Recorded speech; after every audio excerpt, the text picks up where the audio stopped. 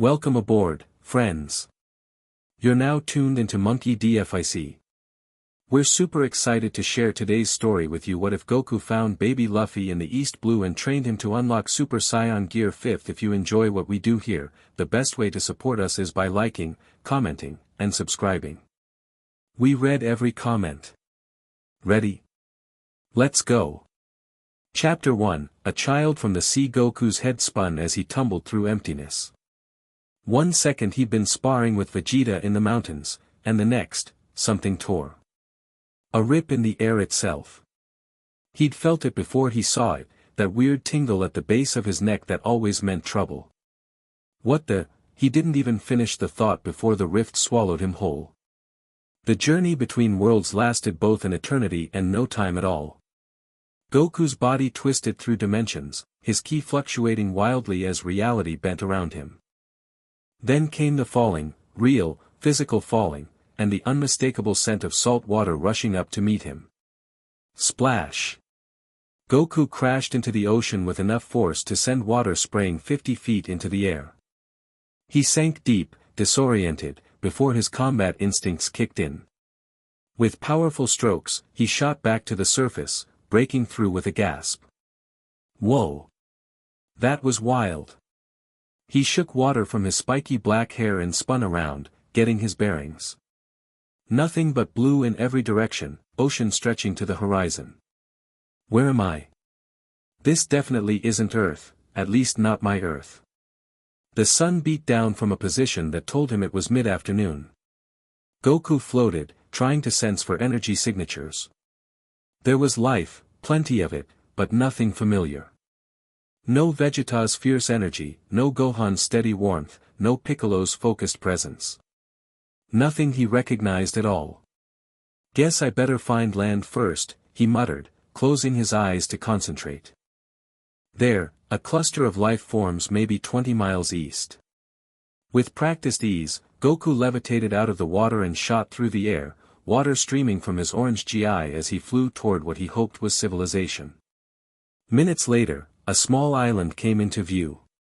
Not much more than a fishing village from what he could see, wooden buildings clustered around a natural harbor. Several ships were docked, one sporting a black flag that even Goku recognized as pirate territory. Pirates, huh? This world's got everything, he chuckled to himself. He was about to descend when something caught his eye, a small rowboat drifting about a mile offshore, seemingly abandoned. Something drew him to it, a faint energy signature that felt different. Not powerful, but unusual. Goku changed course, dropping down to hover over the empty boat. Inside was a bundle of blankets, a straw hat with a red band, and next to it, a strange purple fruit with swirls across its surface. Hello? Anybody here? Goku called, though it was obvious no one was steering the craft. The blankets moved. Goku blinked, leaning closer. What the? A tiny face peered out from the bundle, dark eyes blinking up at the Saiyan warrior. A baby, no more than a few months old, with a tuft of black hair and a curious expression that showed no fear at the strange man hovering above him. A baby? Out here alone. Goku carefully landed in the boat, which rocked under his weight. He knelt down, examining the child. Where are your parents, little guy? The baby made a gurgling sound and reached for Goku's face with tiny fingers. Something about the kid's energy felt unusual, not like the key signature of a normal human child. There was an elasticity to it, almost like it could stretch beyond its natural limits. Goku glanced at the strange fruit, then back at the child. You didn't eat this, did you? As if in response, the baby's arms suddenly stretched, extending far beyond what should be possible for any human infant. His tiny hand patted Goku's cheek before snapping back to normal length. Whoa! Goku jumped back slightly, then broke into a wide grin. That's pretty cool. You've got powers already. He picked up the straw hat, turning it over in his hands. There was something important about this hat, he could feel it. Some kind of emotional significance embedded in its very fibers. Guess this is yours too, huh? Goku placed it gently back down and looked around at the empty ocean. No sign of any other boats nearby. No indication of where this child had come from or why he'd been left alone. The baby gurgled again, this time with a hint of hunger in his voice. "You're hungry, aren't you?" Goku scratched his head. "I know the feeling. But first, we need to figure out what to do with you." Goku sensed the area again, searching for any nearby energy signatures that might be the child's parents. Nothing close enough to matter. Taking a deep breath, Goku made a decision. "Well, I can't leave you out here. That wouldn't be right." He carefully lifted the baby, blankets and all, cradling him awkwardly in his muscular arms. "I'll take you to that island over there. Maybe someone knows who you are." He grabbed the straw hat too, tucking it securely under his arm. After a moment's consideration, he took the strange fruit as well. "Hang on tight, little guy." With that, Goku rocketed into the air, keeping his speed controlled for the sake of his tiny passenger. The baby didn't cry or scream, instead, he laughed, a pure sound of delight that made Goku smile despite his strange circumstances. They landed on the outskirts of the village minutes later. Goku sat down gently, making sure not to jostle the baby. "Let's find out where we are," he said to the child, who was now contentedly playing with the edge of Goku's GI. "And maybe get some food while we're at it." The village was bustling with activity. Fishermen hauled in their catches, merchants hawked wares from wooden stalls, and at the center of it all was a lively tavern from which laughter and music poured. People stared at Goku as he walked through, his orange GI stood out starkly against their more muted clothing, but no one approached him. Goku headed straight for the tavern, following both his nose and the sound of people who might have information. As he pushed open the door, the raucous atmosphere inside briefly paused as heads turned to examine the newcomer holding a baby. A tall man with red hair sat at the bar, surrounded by a crew of tough-looking men. What caught Goku's attention was the sense of power radiating from him, not overwhelming, but focused and controlled in a way that reminded him of a disciplined martial artist. The red-haired man noticed Goku's entrance and raised an eyebrow at the baby in his arms. Then his eyes widened when he spotted the straw hat. "Hey there!" Goku called out cheerfully, walking straight up to the bar. "Sorry to interrupt, but I'm kinda lost, and I found this baby drifting in a boat offshore. Does anyone know who he belongs to?" The tavern fell completely silent. The red-haired man stood slowly, his hand never straying far from the sword at his hip. "That hat," he said, his voice calm but intense. "Where did you get it?" Goku held up the straw hat. "It was with the baby in the boat. Along with this weird fruit." He pulled out the purple, swirled fruit with his free hand. Several gasps echoed through the room. The red-haired man's eyes narrowed. "That's a devil fruit," he said quietly. "And that hat belongs to a friend of mine." His gaze shifted to the baby. "May I?" Goku, sensing no malice from the man, nodded and allowed him to examine the child. The baby immediately grabbed for the man's red hair, stretching his arm to an impossible length to do so.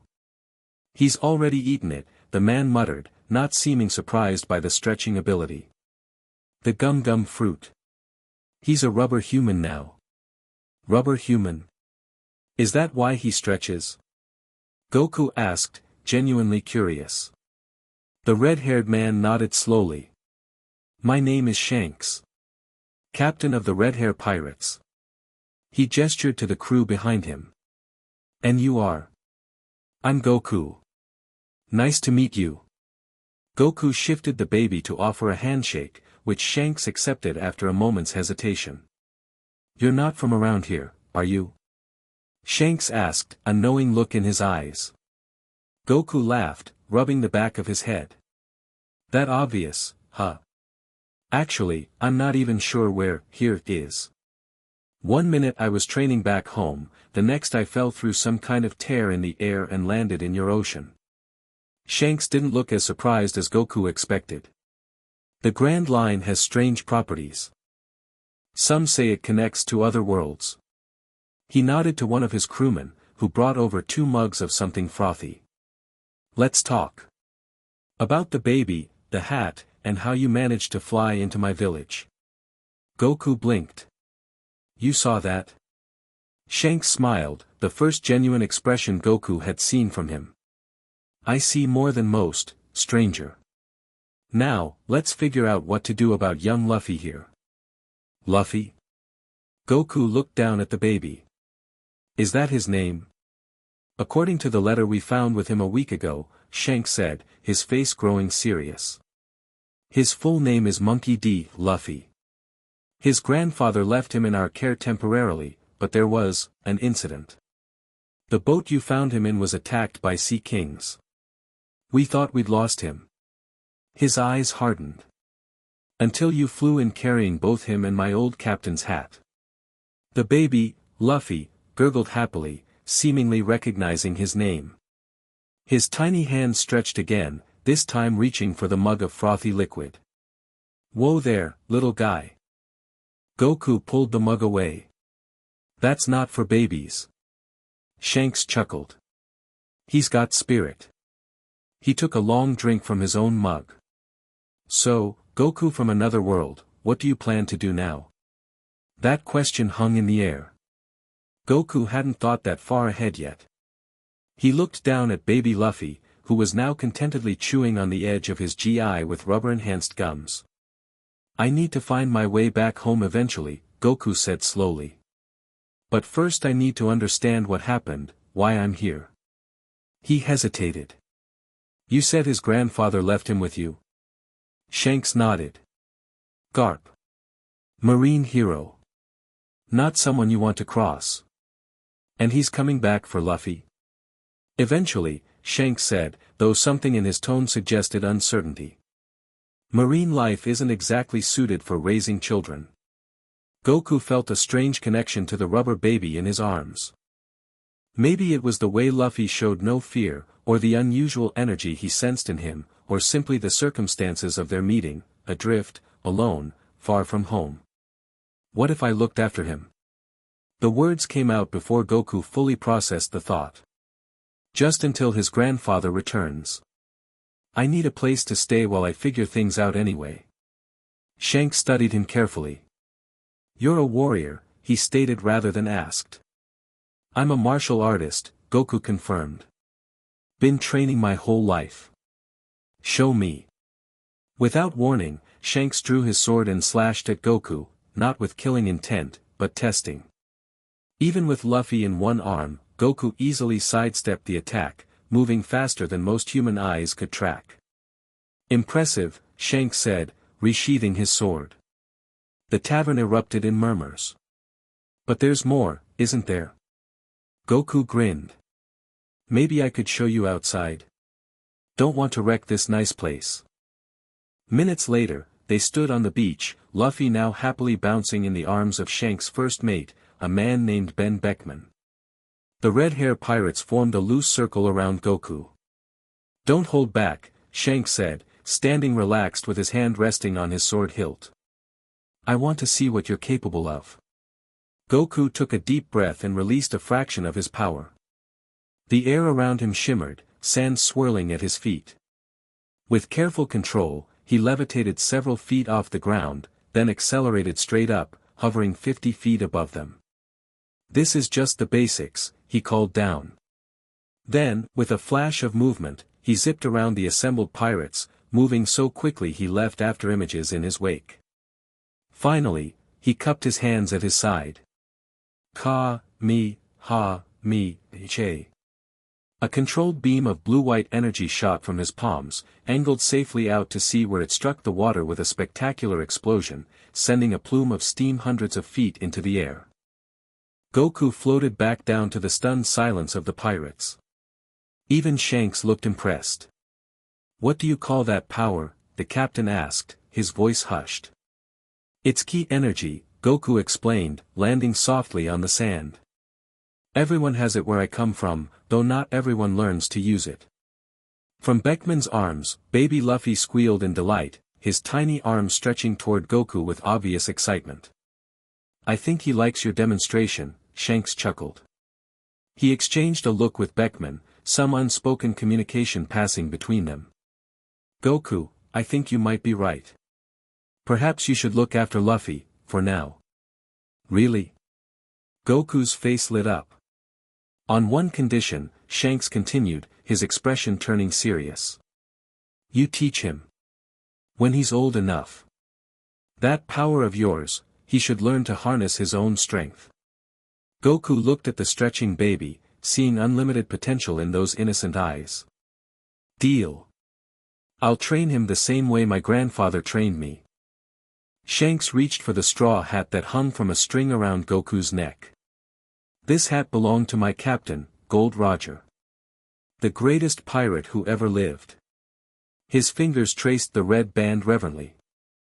I was going to keep it for Luffy until he was old enough to follow his dreams, but... He smiled, placing the hat back. I think it's where it belongs for now. That evening, after a feast that even impressed Goku's Saiyan appetite, Shanks helped arrange a small house on the outskirts of the village, Dawn Island, Goku learned it was called. The locals, though wary at first, warmed to the strange man with the friendly smile who could fly and shoot light from his hands. You'll need supplies for the baby, Beckman pointed out, helping Goku set up a makeshift crib. I don't know the first thing about raising kids, Goku admitted, watching Luffy sleep peacefully, one rubber arm stretched across the blanket. My wife Chi-Chi handled most of that with our boys. You have children? Shanks asked, surprised. 2 sons, Goku said, a pang of homesickness hitting him. Gohan and Goten. They're incredible fighters already. Then you know more than you think, Shanks said, clapping him on the shoulder. We'll help you get settled before we set sail again. That night, after the pirates had returned to their ship, Goku sat cross-legged on the floor of his new home, trying to meditate and make sense of his situation. The dimensional rift, the strange new world with its oceans and pirates and devil fruits, it was all so different from the Earth he knew. Baby Luffy woke with a hungry cry, interrupting Goku's thoughts. The Saiyan warrior picked up the child awkwardly, still not entirely comfortable with how fragile he seemed. You're a tough little guy though, aren't you? Goku said softly, preparing the milk Shanks had left for the night feedings. Surviving alone in that boat, eating a devil fruit so young. You remind me of myself. Luffy's tiny hand stretched up to pat Goku's cheek, as if in understanding. I'll figure out how to get home, Goku promised, both to himself and to the baby in his arms. But until then, we'll be okay. And I'll teach you everything I know. Luffy's rubber face split into a toothless grin, and for the first time since falling through the rift, Goku felt like maybe things had happened for a reason. 3 years passed in the blink of an eye. Luffy. Where'd you go now? Goku called, scanning the forest clearing where they'd been training. Or rather, where Goku had been demonstrating basic forms while 3-year-old Luffy attempted to copy them before inevitably getting distracted by bugs, birds, or his own stretching limbs. A giggle from above gave the boy away. Goku looked up to see Luffy dangling from a tree branch, his arm stretched impossibly long as he swung back and forth like a pendulum. Look Goku. I'm flying, the toddler shouted gleefully. That's swinging, not flying, Goku corrected with a laugh. Want to see real flying again? Yes. Yes. Luffy let go of the branch, retracting his arms so quickly that he catapulted himself through the air, directly at Goku's head. With the reflexes of a seasoned martial artist, Goku caught the rubber boy before he could crash. You're getting faster. Good job. Luffy beamed at the praise.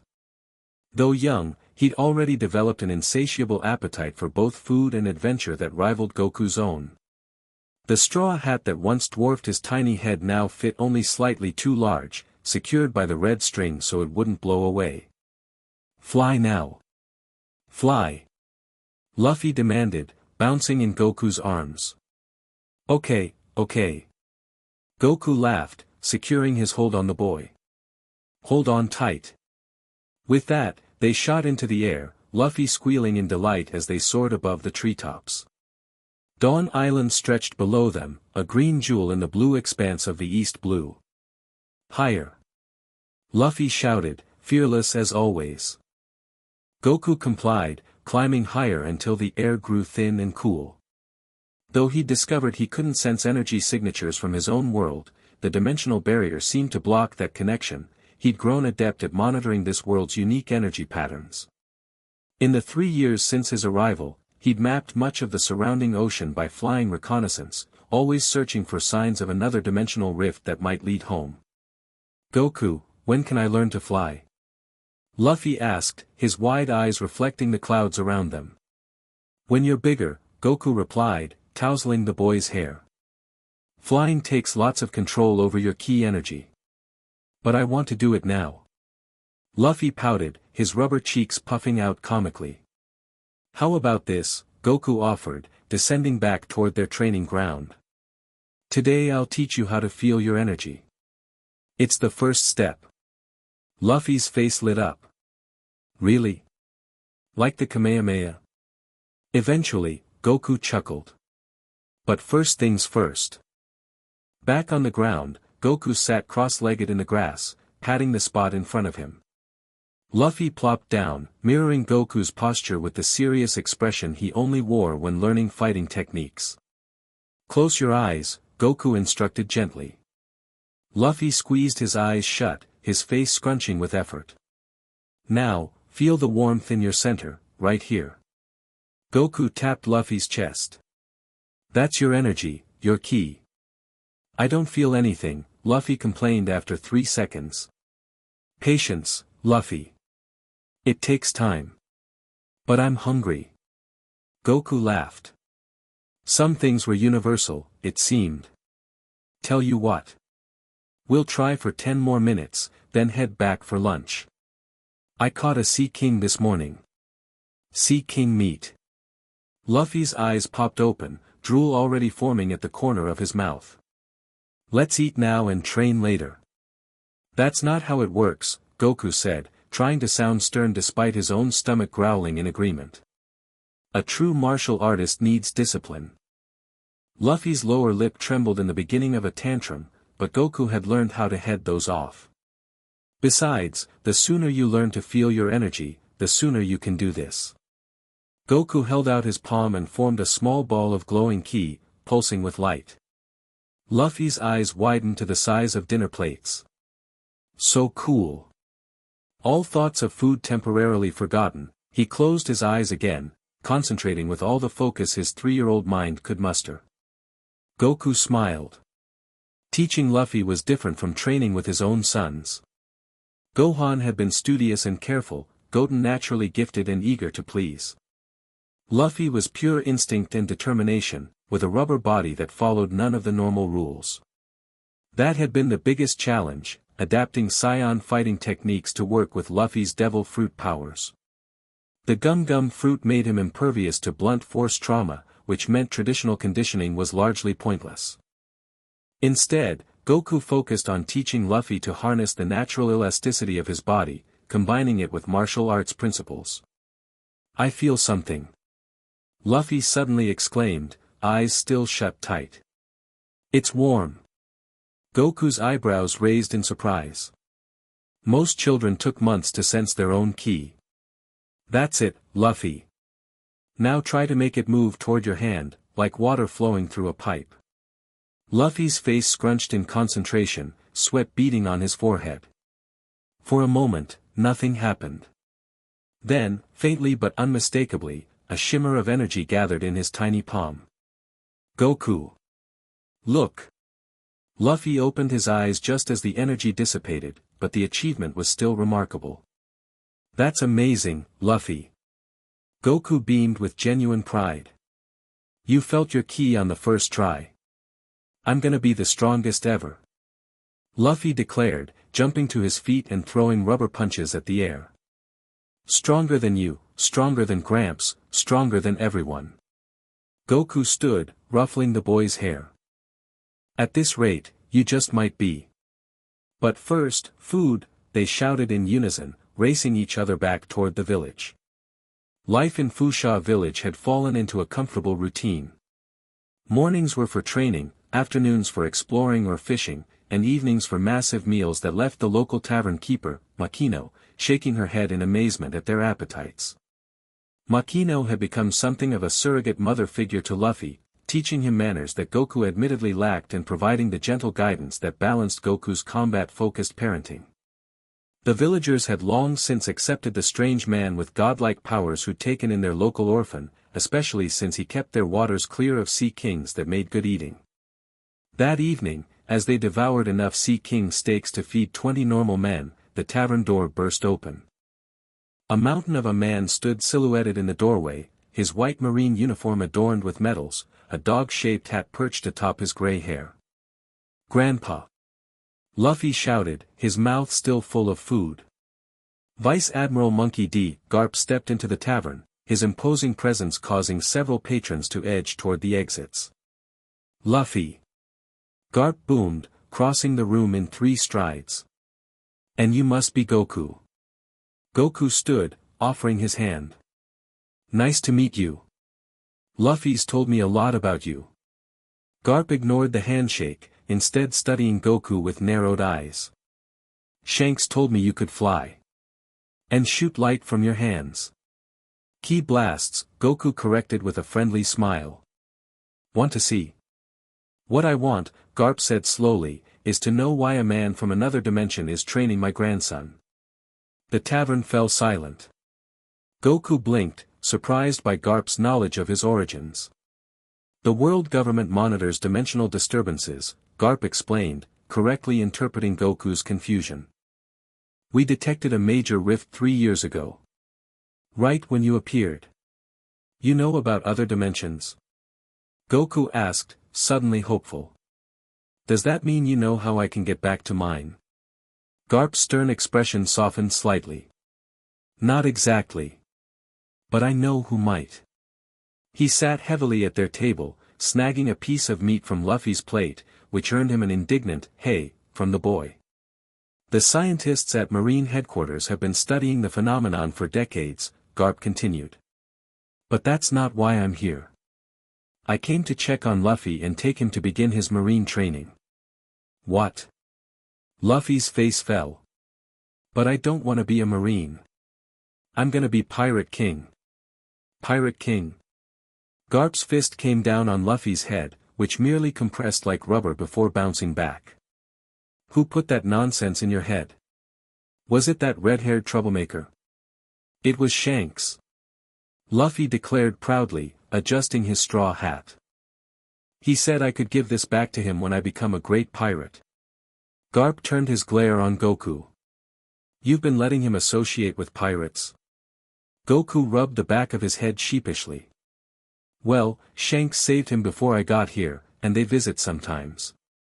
They seem like good guys to me." "Pirates are criminals," Garp bellowed. "Some of my best friends were criminals when I met them," Goku replied with a shrug. "People change. And besides, Luffy should decide his own path." Garp stared at Goku for a long moment, then broke into unexpected laughter. "You talk just like his father." He reached for another piece of meat. "Fine. He can stay with you for now. But I'll be checking in regularly, and he will become a strong marine eventually." Luffy stuck out his tongue. "Will not. Will too. Will not." Goku watched their bickering with amusement, relieved that the confrontation hadn't escalated. While he had no doubt he could overpower Garp if necessary, he didn't want to make enemies in this world, especially not with Luffy's family. Later, after Luffy had fallen asleep, Goku and Garp sat outside under the stars, sharing a bottle of sake. "He's a good kid," Goku said, looking up at the unfamiliar constellations of this world. "Stubborn, but good-hearted. Like his father," Garp sighed. "Though I'd appreciate if you didn't tell him about Dragon. It's complicated." Goku nodded. He understood complicated family situations all too well. "This training you're giving him," Garp continued, "this key manipulation. Is it dangerous?" "All power can be dangerous," Goku answered honestly. "But Luffy has a pure heart. He'll use it to protect his friends, not hurt innocents. Even if he becomes a pirate? Garp asked, his voice gruff. Goku smiled.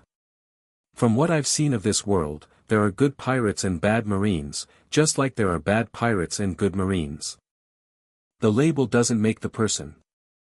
Garp studied him for a long moment. You're an unusual man, Son Goku. Not from this world, yet you understand it perhaps better than many who were born here. He took a long drink.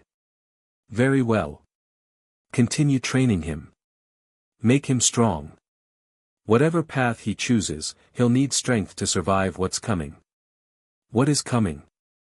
Goku asked, suddenly alert. Garp's face turned grim. Change. The world is balancing on a knife's edge. The powers that be, the secrets they keep. Luffy will be caught in the middle of it someday, whether I like it or not. They sat in silence for a while, two warriors from different worlds united by concern for one rubber boy with dreams bigger than the ocean. If you really want to find a way home, Garp finally said, you'll need to head to the Grand Line eventually.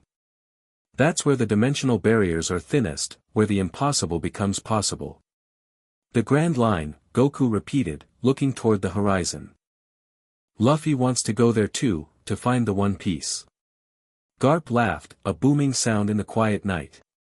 Then perhaps your paths aligned for a reason, Dimension Hopper. He stood, stretching.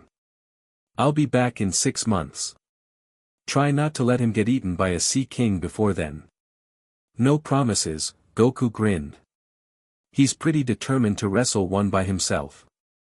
As Garp departed the next morning, Luffy waved enthusiastically from Goku's shoulders, already chattering about the training they would do that day. The marine hero gave one last measuring look at the Saiyan warrior before nodding in reluctant approval. Keep him safe, he called. Always, Goku promised. The years rolled by, marked by growth both physical and spiritual.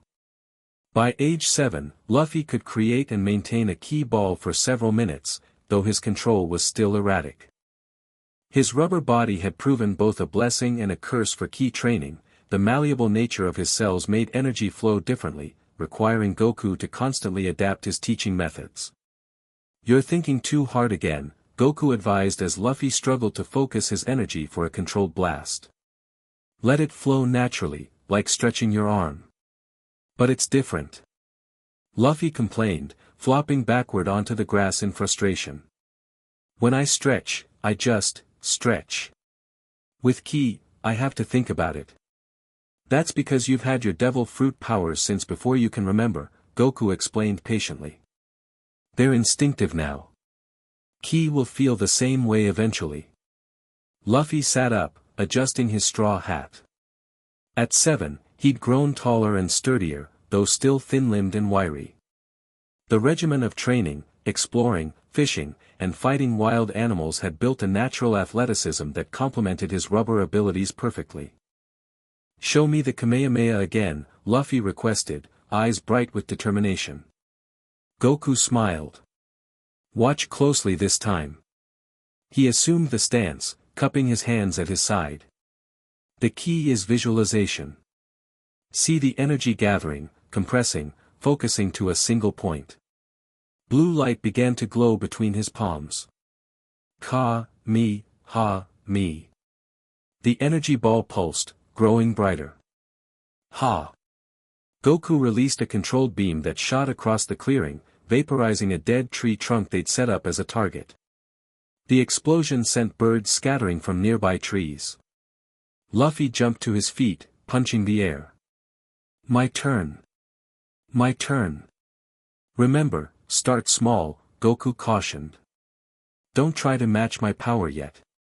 Luffy nodded, his face settling into intense concentration as he mimicked Goku's stance. His small hands cupped at his side, brow furrowed in focus. Ka, me. A faint glow appeared, flickering unstably between his palms. Ha, me. The glow strengthened, blue-white energy swirling chaotically. Ha. Luffy thrust his hands forward, but instead of a beam, the energy exploded outward in all directions, sending him flying backward into a tree trunk. The rubber boy bounced off, landing in an undignified heap.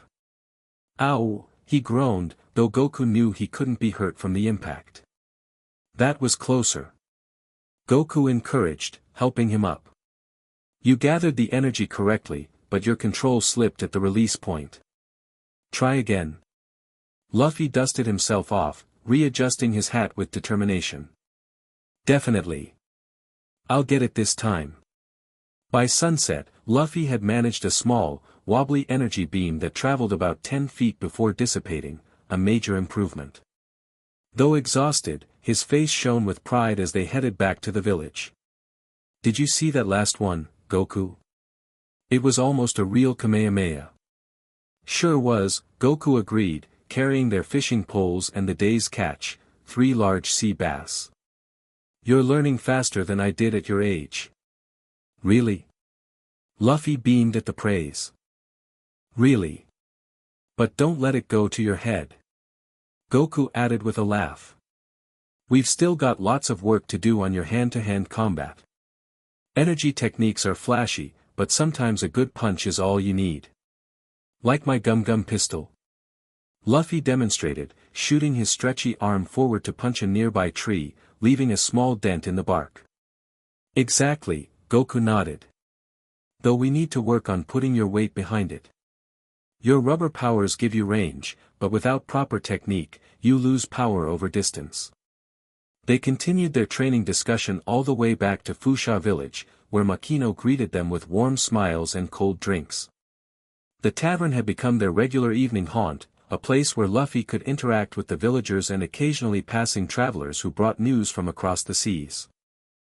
That night, a group of merchants from a neighboring island had stopped in Fusha, bringing tales of Grand Line adventures and, more importantly to Luffy, stories of Shanks' growing fame. They're saying Red Hair is one of the strongest pirates in the world now, a merchant told them as Luffy listened wide-eyed, slurping down his third bowl of stew. Some are even calling him one of the 4 emperors who rule the New World. That's my friend Shanks. Luffy declared proudly, pointing to his straw hat. He gave me this hat and said I'll be Pirate King someday.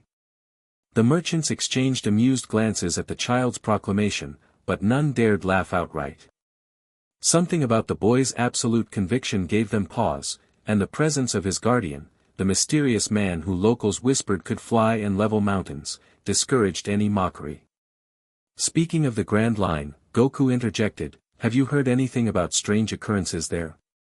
Portals, rifts, unusual weather. The whole Grand Line is unusual weather, one merchant chuckled. But there have been reports of strange lights in the sky around Reverse Mountain. Some say it's just the lighthouse, but others claim to have seen tears in the air itself. Goku leaned forward, suddenly intent. Tears in the air. Like you could see through to somewhere else? The merchant nodded. That's what they say. Though most who claim to have seen such things are dismissed as having drunk too much rum. Hope flickered in Goku's chest. In 7 years, he'd found no sign of a way back to his dimension, though he'd explored much of the East Blue during his training flights with Luffy. If there were dimensional tears near Reverse Mountain, the entrance to the Grand Line, then perhaps his path forward was becoming clear. Later that night, after Luffy had fallen asleep, Goku sat on the roof of their small house, looking up at the stars. His thoughts drifted to his family, to Chi-Chi, Gohan, and Goten. Did time flow differently between dimensions? Were they still looking for him, or had years passed for them too? The uncertainty gnawed at him, a constant ache beneath his optimistic exterior. Yet looking through the window at Luffy's sleeping form, Goku felt the conflicting pull of his responsibilities here. The boy had become like a third son to him, one who needed his guidance and protection in this world of pirates and marines and sea kings. I'll find a way to balance both, he promised the stars, though he wasn't sure how. The answer came sooner than expected, in the form of a familiar pirate ship sailing into Fusha village's harbor 3 days later. Shanks. Luffy's excited scream could probably be heard across the island as he spotted the distinctive vessel with its red-haired Jolly Roger. The Red Hair pirates had visited periodically over the years, but their appearances had grown less frequent as their reputation expanded. This visit, nearly 2 years since their last, sent Luffy into a frenzy of excitement. Goku! Goku! They're here! Come on! Luffy stretched his arm to grab Goku's wrist, attempting to drag him toward the harbor with rubber-enhanced strength. I see them, Goku laughed, allowing himself to be pulled along. No need to dislocate my arm. They reached the docks just as the ship was being secured. Shanks stood at the bow, his appearance subtly changed from their last meeting. A series of 3 parallel scars now marked his left eye, and he carried himself with an authority that even Goku, not particularly sensitive to such things, could recognize as the bearing of a powerful leader. Luffy! Shanks called, grinning widely as he spotted the boy. Still wearing my hat, I see. I'm keeping it safe until I become Pirate King. Luffy shouted back. Then I'll return it, just like I promised. Shanks laughed, leaping from the ship to land gracefully on the dock. He knelt to ruffle Luffy's hair, then stood to clasp Goku's hand in greeting. The Dimensional Wanderer, he said with a warm smile. Still stranded in our world, I see. For now, Goku nodded. Though I've heard rumors about Reverse Mountain that give me hope. Something flickered in Shanks' expression. We should talk about that. But first, he turned to his crew, who were disembarking behind him. Let's celebrate our return to Dawn Island. The celebration lasted well into the night. The Red Hair pirates took over Makino's tavern, filling it with laughter, music, and enough alcohol to float their ship. Luffy bounced from pirate to pirate, demanding stories of their adventures and demonstrating his improved stretching techniques. Gum Gum Pistol, he shouted, extending his arm to snatch a piece of meat from Yasopp's plate from across the room. Hey! You little rubber thief, the sniper protested, though his expression was more amused than angry. And look what else I can do now. Luffy cupped his hands at his side, his face scrunching in concentration. Ka, me, ha, me, che. A small, wavering beam of energy shot from his palms, singeing the hat of Lucky Roo, who yelped in surprise. The tavern fell silent, then erupted in impressed exclamations. Devil fruit powers and energy manipulation. Ben Beckman raised an eyebrow, looking at Goku. You've been busy. Goku shrugged, though pride was evident in his smile. He's a natural. As the night wore on and Luffy finally succumbed to exhaustion, curling up on a bench with his straw hat clutched protectively to his chest, Shanks motioned for Goku to join him outside. They walked to the edge of the harbor, where the moonlight painted a silver path across the dark water. You've done well with him, Shanks said, nodding back toward the tavern where Luffy slept. He has the potential to change this world. He's an amazing kid, Goku agreed. Reminds me of both my sons in different ways. Determined like Gohan, instinctive like Goten. You miss them, Shanks observed. It wasn't a question. Goku nodded, his usual cheerful demeanor slipping momentarily. Every day. About those rifts at Reverse Mountain, Shanks said after a respectful silence. They're real. But they're also unstable and unpredictable. Some who ventured too close have disappeared, never to return. I need to try, Goku said simply. Shanks studied him. And Luffy? The question hung between them, heavy with implication. I don't know, Goku admitted. He's too young to leave on his own, but taking him through a dimensional rift. He shook his head. I wouldn't risk it unless I knew for certain it led to my world. There may be another option, Shanks said carefully. We're heading to the Grand Line after this visit. Luffy could come with us. Goku's eyes widened in surprise. You take him. He wants to be Pirate King, Shanks grinned. What better education than sailing with pirates? We could teach him about the sea, about navigation and survival, while you investigate the rifts. If you find your way home, we'll ensure he's cared for. If not, you can always reunite with us. It was a tempting solution, but Goku hesitated. Luffy's still learning to control his powers. Without proper training. We've seen what he can do, Shanks countered. He's already stronger than most grown men in the East Blue. And he'd be with us, hardly defenseless. Goku looked out over the ocean, weighing his responsibilities against his desires. Let me think about it, he finally said. Of course, Shanks nodded. We'll be here for 3 days. Plenty of time to decide. That night, Goku couldn't sleep. The possibility of finding a way home, of seeing his family again, clashed with his concern for Luffy's well-being.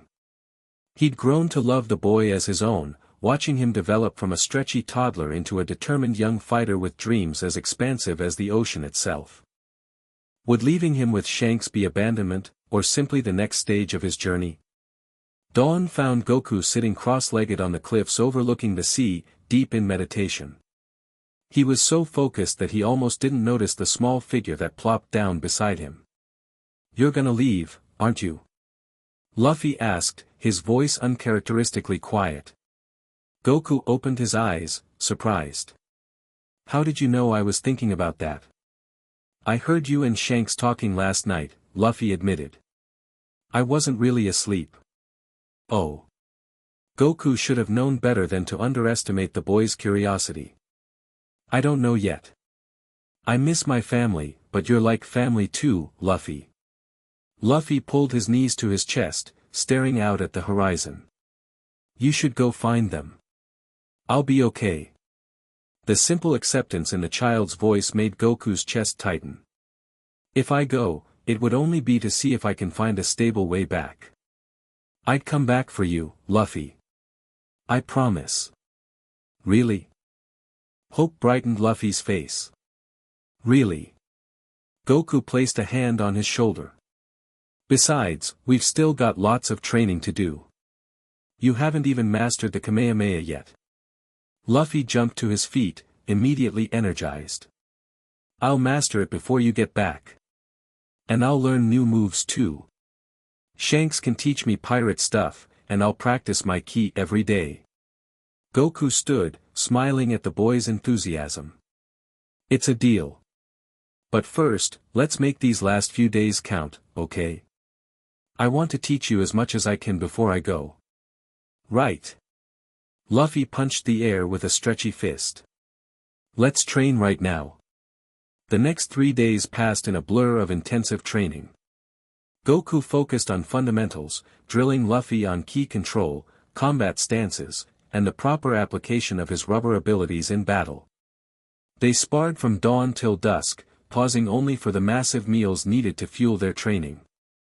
Shanks and his crew occasionally watched these sessions, their expressions a mixture of amusement and awe at the spectacle of a 7-year-old rubber boy trading blows with a man who could shatter boulders with his fists.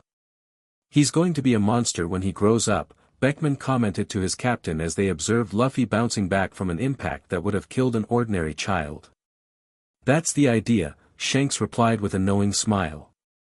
On the final evening before the Red Hair Pirate's departure, Goku and Luffy sat on the beach, watching the sunset paint the sky in shades of orange and red. Remember, your greatest strength isn't your rubber body or even your ki, Goku said softly. It's your heart, Luffy. Your determination and your kindness. Never lose those. Luffy nodded solemnly. I won't. Then, with characteristic abruptness, he changed the subject. When I become Pirate King, I'll find a way to visit your world too. We can have adventures together again. Goku laughed, ruffling the boy's hair. I'd like that. The next morning, as the Red Hair Pirates prepared to set sail with their young passenger, the entire village gathered to say goodbye. Makino hugged Luffy tightly, pressing a package of homemade food into his hands. The mayor gruffly instructed him not to bring shame to Fusha village with pirate nonsense. Various villagers who had watched him grow offered their own farewells. Finally, it was Goku's turn. He knelt to Luffy's level, placing both hands on the boy's shoulders. I'm proud of you, Luffy, he said, his voice thick with emotion. Keep training. Keep growing stronger. And never give up on your dreams. Luffy's eyes welled with tears, but he blinked them back stubbornly. I'll make you proud.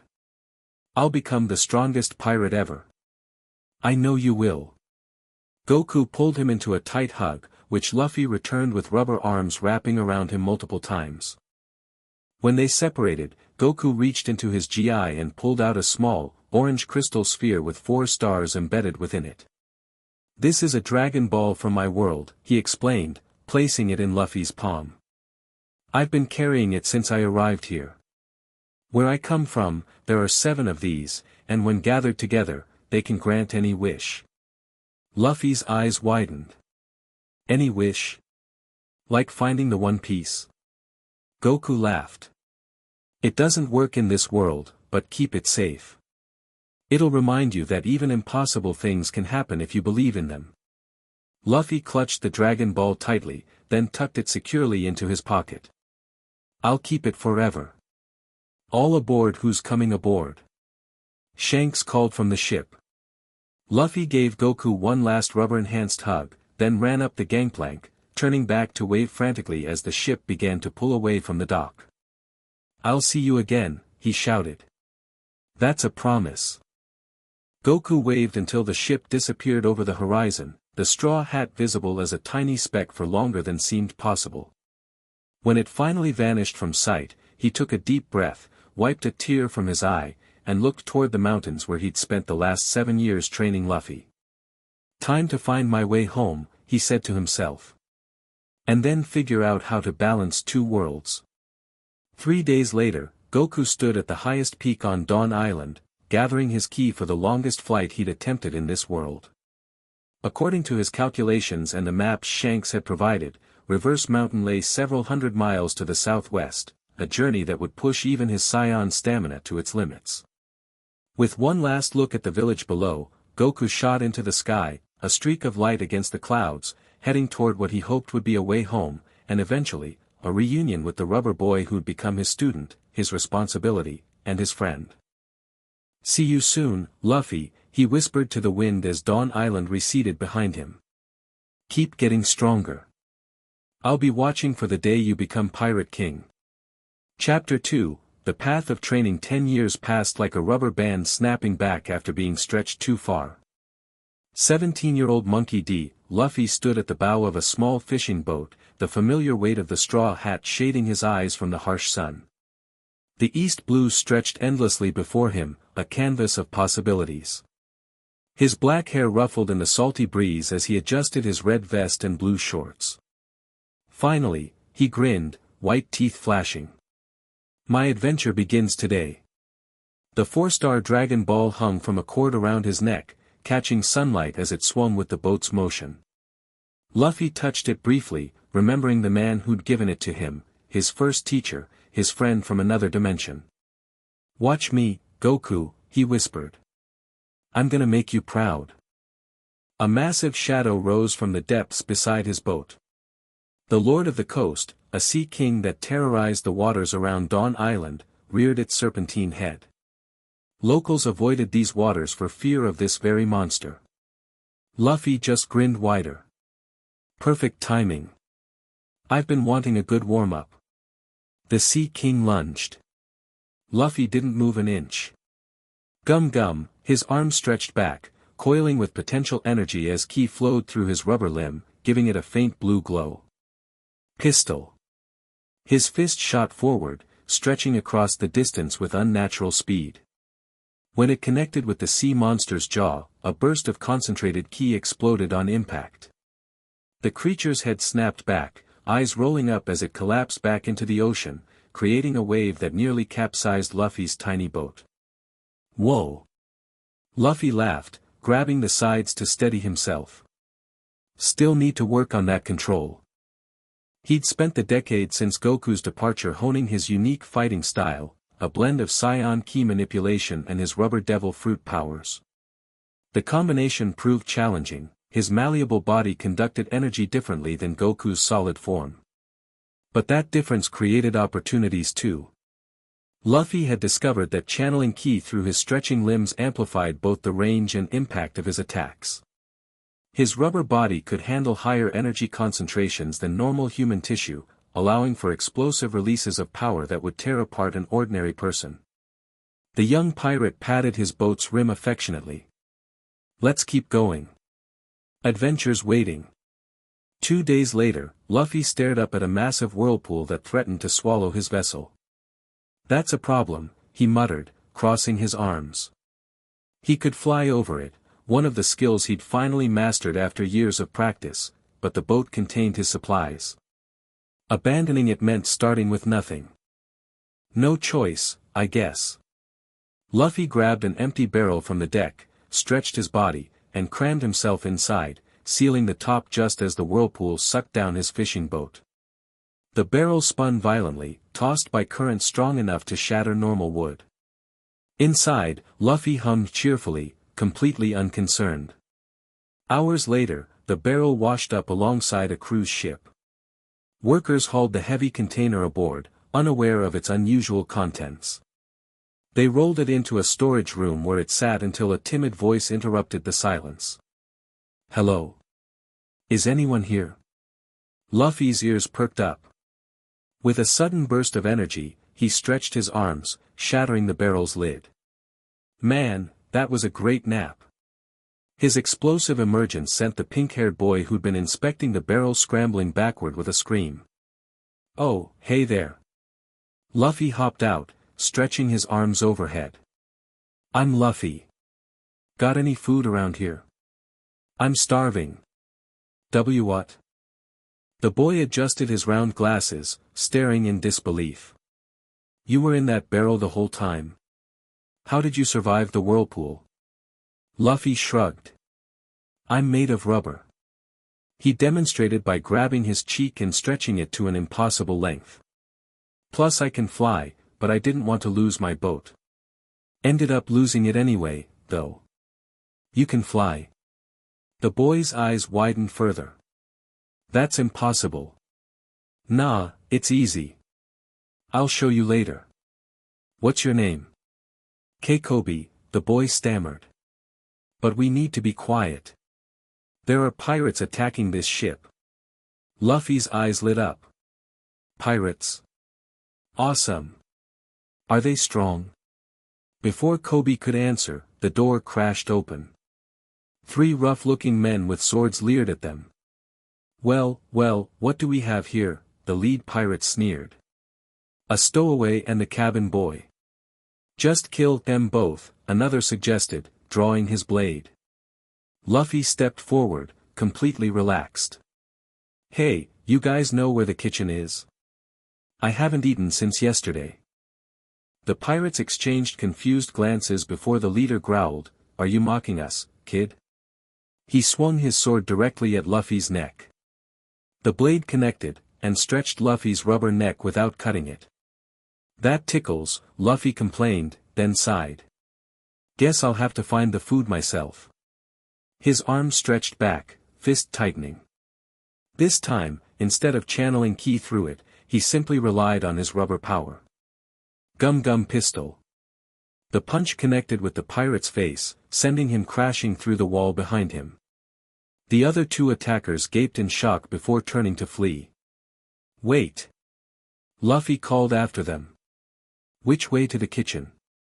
Kobe stared, jaw hanging open. What are you?" Luffy grinned, adjusting his straw hat. "I'm the man who's going to be king of the pirates." Over a mountain of food in the ship's kitchen, Luffy listened as Kobe explained his situation, trapped as a cabin boy for the Alvida pirates for 2 years after accidentally boarding their ship. "That's rough," Luffy commented between bites. "Why don't you just leave? Alvida would kill me. She's the most fearsome pirate in the East Blue." Luffy raised an eyebrow. "You sound pretty weak, Kobe." "I am weak. That's the problem." Tears welled in Kobe's eyes. "Some of us weren't born strong like you." "I wasn't born strong." Luffy set down his fork, suddenly serious. "I trained. Every day. For years." He touched the Dragon Ball hanging at his neck. My teacher showed me that strength comes from here and here. He pointed to his heart, then his head. The body follows. Kobe stared at the strange crystal sphere. What's that? A reminder that impossible things happen all the time. Luffy stood, stretching. So, where's this Alvida lady? I want to meet her. You can't. Shield, the ceiling exploded above them as a massive iron club smashed through. Dust filled the room, and a large shadow appeared in the new opening. Kobe, a woman's voice bellowed. Who are you talking to? Is that the bounty hunter Roronoa Zoro? As the dust settled, a massive woman with a club appeared, glaring down at them. Kobe trembled behind Luffy, who just tilted his head curiously. Who's the fat lady? He asked. Dead silence fell. Kobe's face drained of color. You brat. Alvida swung her club directly at Luffy's head. The iron weapon connected with a solid thunk, but instead of crushing his skull, it merely pushed his rubber head down between his shoulders before his neck snapped back to normal. That won't work on me, Luffy informed her casually. I ate the gum fruit. I'm a rubber man. Alvida's eyes widened in surprise, then narrowed in rage. Devil fruit or not, you'll die for that insult.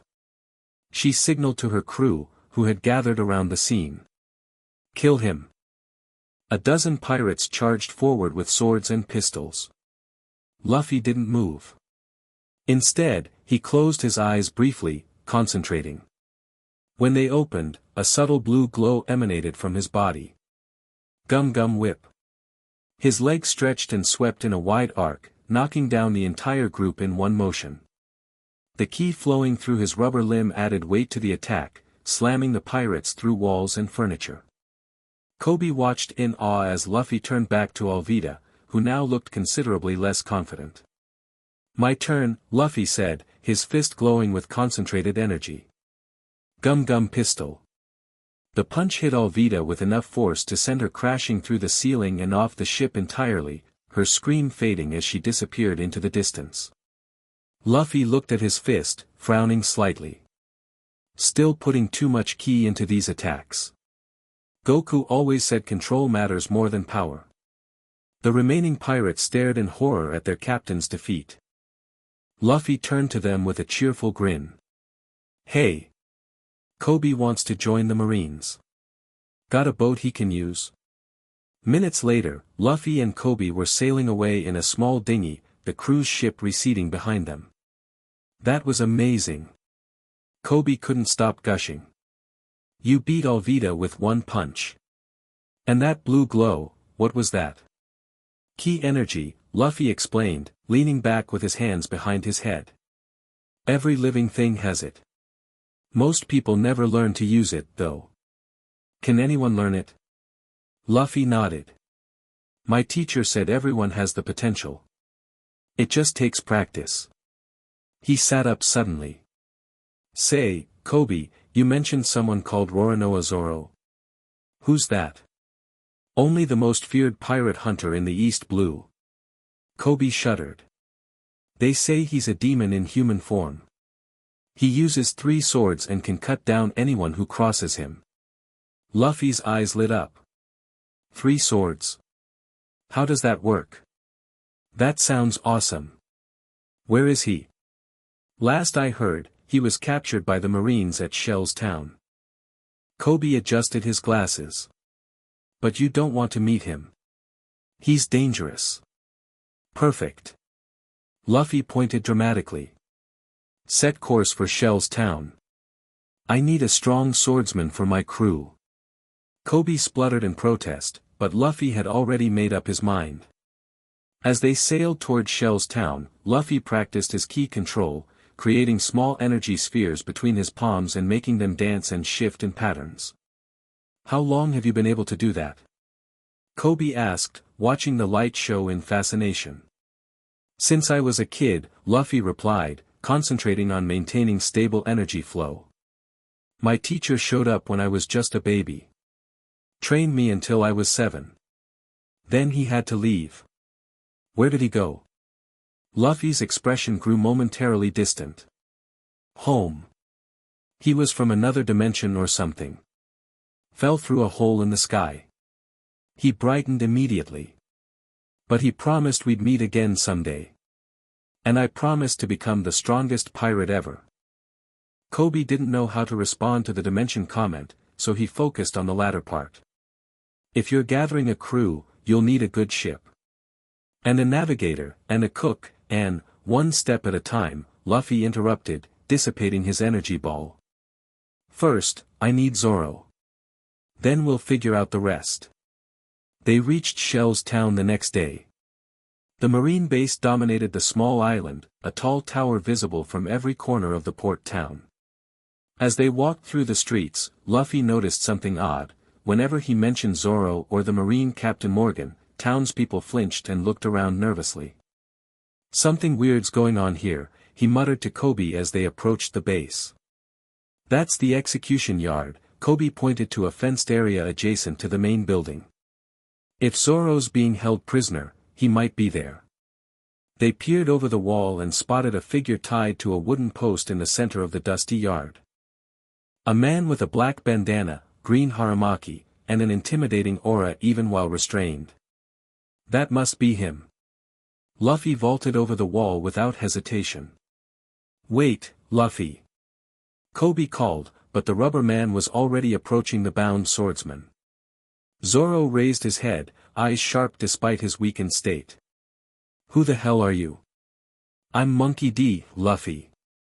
I'm gonna be king of the pirates. He stopped a few feet away, studying the swordsman. You're Zoro, right? The sword guy. Get lost, kid, Zoro growled, but Luffy sensed something beneath the hostility, an unbreakable will, a spirit that reminded him of Goku. How many days have you been tied up like this? 9, Zoro answered after a pause. Not that it's any of your business. 9 days without food or water. Luffy whistled. You're tough. That settles it, you're joining my crew. Zoro blinked, then barked a laugh. You can't just decide that on your own. Sure I can. I need strong people, and you're strong. Luffy crossed his arms. What's your dream, anyway? The question caught Zoro off guard. After a moment, he answered reluctantly, to become the world's greatest swordsman. Luffy's face split into a wide grin. Perfect.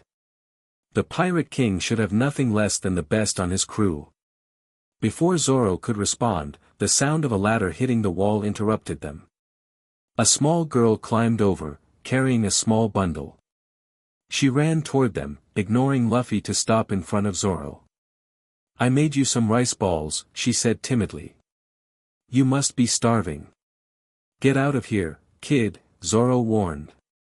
If they catch you, well, what do we have here? A blond man in an expensive suit strolled into the yard, flanked by marine soldiers. His face held a perpetual sneer beneath an awful bowl cut. Helmeppo, Zoro muttered with disgust. Feeding a prisoner is a crime, Helmeppo announced, snatching a rice ball from the girl's hands. He took a bite, then spat it out dramatically. Disgusting. It's sweet. Rice balls need salt, not sugar. He stomped the remaining food into the dirt while the girl watched tearfully. That's so mean. I worked hard on those. Throw her over the wall, Helmeppo ordered one of the marines. Sir, she's just a child, do it. Or I'll tell my father. The marine reluctantly picked up the girl. Luffy tensed, ready to intervene, when the soldier whispered, curl into a ball, before tossing the child as gently as possible toward the wall. Luffy moved faster than the eye could follow, catching the girl mid-air and cushioning her fall with his rubber body. You okay? He asked as they landed. The girl nodded, sniffling. Back in the yard, Helmeppo circled Zoro like a vulture. 10 more days, Roronoa. Remember our deal. I'll survive the month, Zoro affirmed through gritted teeth. Then you'll set me free and leave the town alone. Of course, Helmeppo laughed, walking away. If you survive. After he left, Luffy hopped back over the wall, approaching Zoro again. What deal? None of your business. Get lost. That guy's lying to you, Luffy stated flatly. I can sense it. Zoro's eyes narrowed. What do you mean, sense it? I can feel people's energy. His fluctuated when he mentioned your deal. He's planning to execute you. That bastard, Zoro growled, then eyed Luffy skeptically. How do I know you're not lying? Luffy shrugged. You don't. But I'll get your swords back, and then you can decide. My swords? How did you, 3-sword style, right? I bet that Helmeppo guy took them. Luffy grinned. I'll make you a deal. I get your swords, you join my crew. I never agreed to that. But Luffy was already walking away, stretching his arms in preparation. Back soon. Don't go anywhere. Very funny. Zoro shouted after him. Luffy rejoined Kobe and the girl, who introduced herself as Rika. She explained how Zoro had saved her from Helmeppo's wild wolf by killing the animal, which led to his current imprisonment. So he's a good guy after all, Luffy nodded, satisfied. That makes this easier. They headed into town, where they encountered Helmeppo bragging loudly in a restaurant. I'm getting bored watching that fool Zoro. I think I'll execute him tomorrow. Luffy didn't hesitate.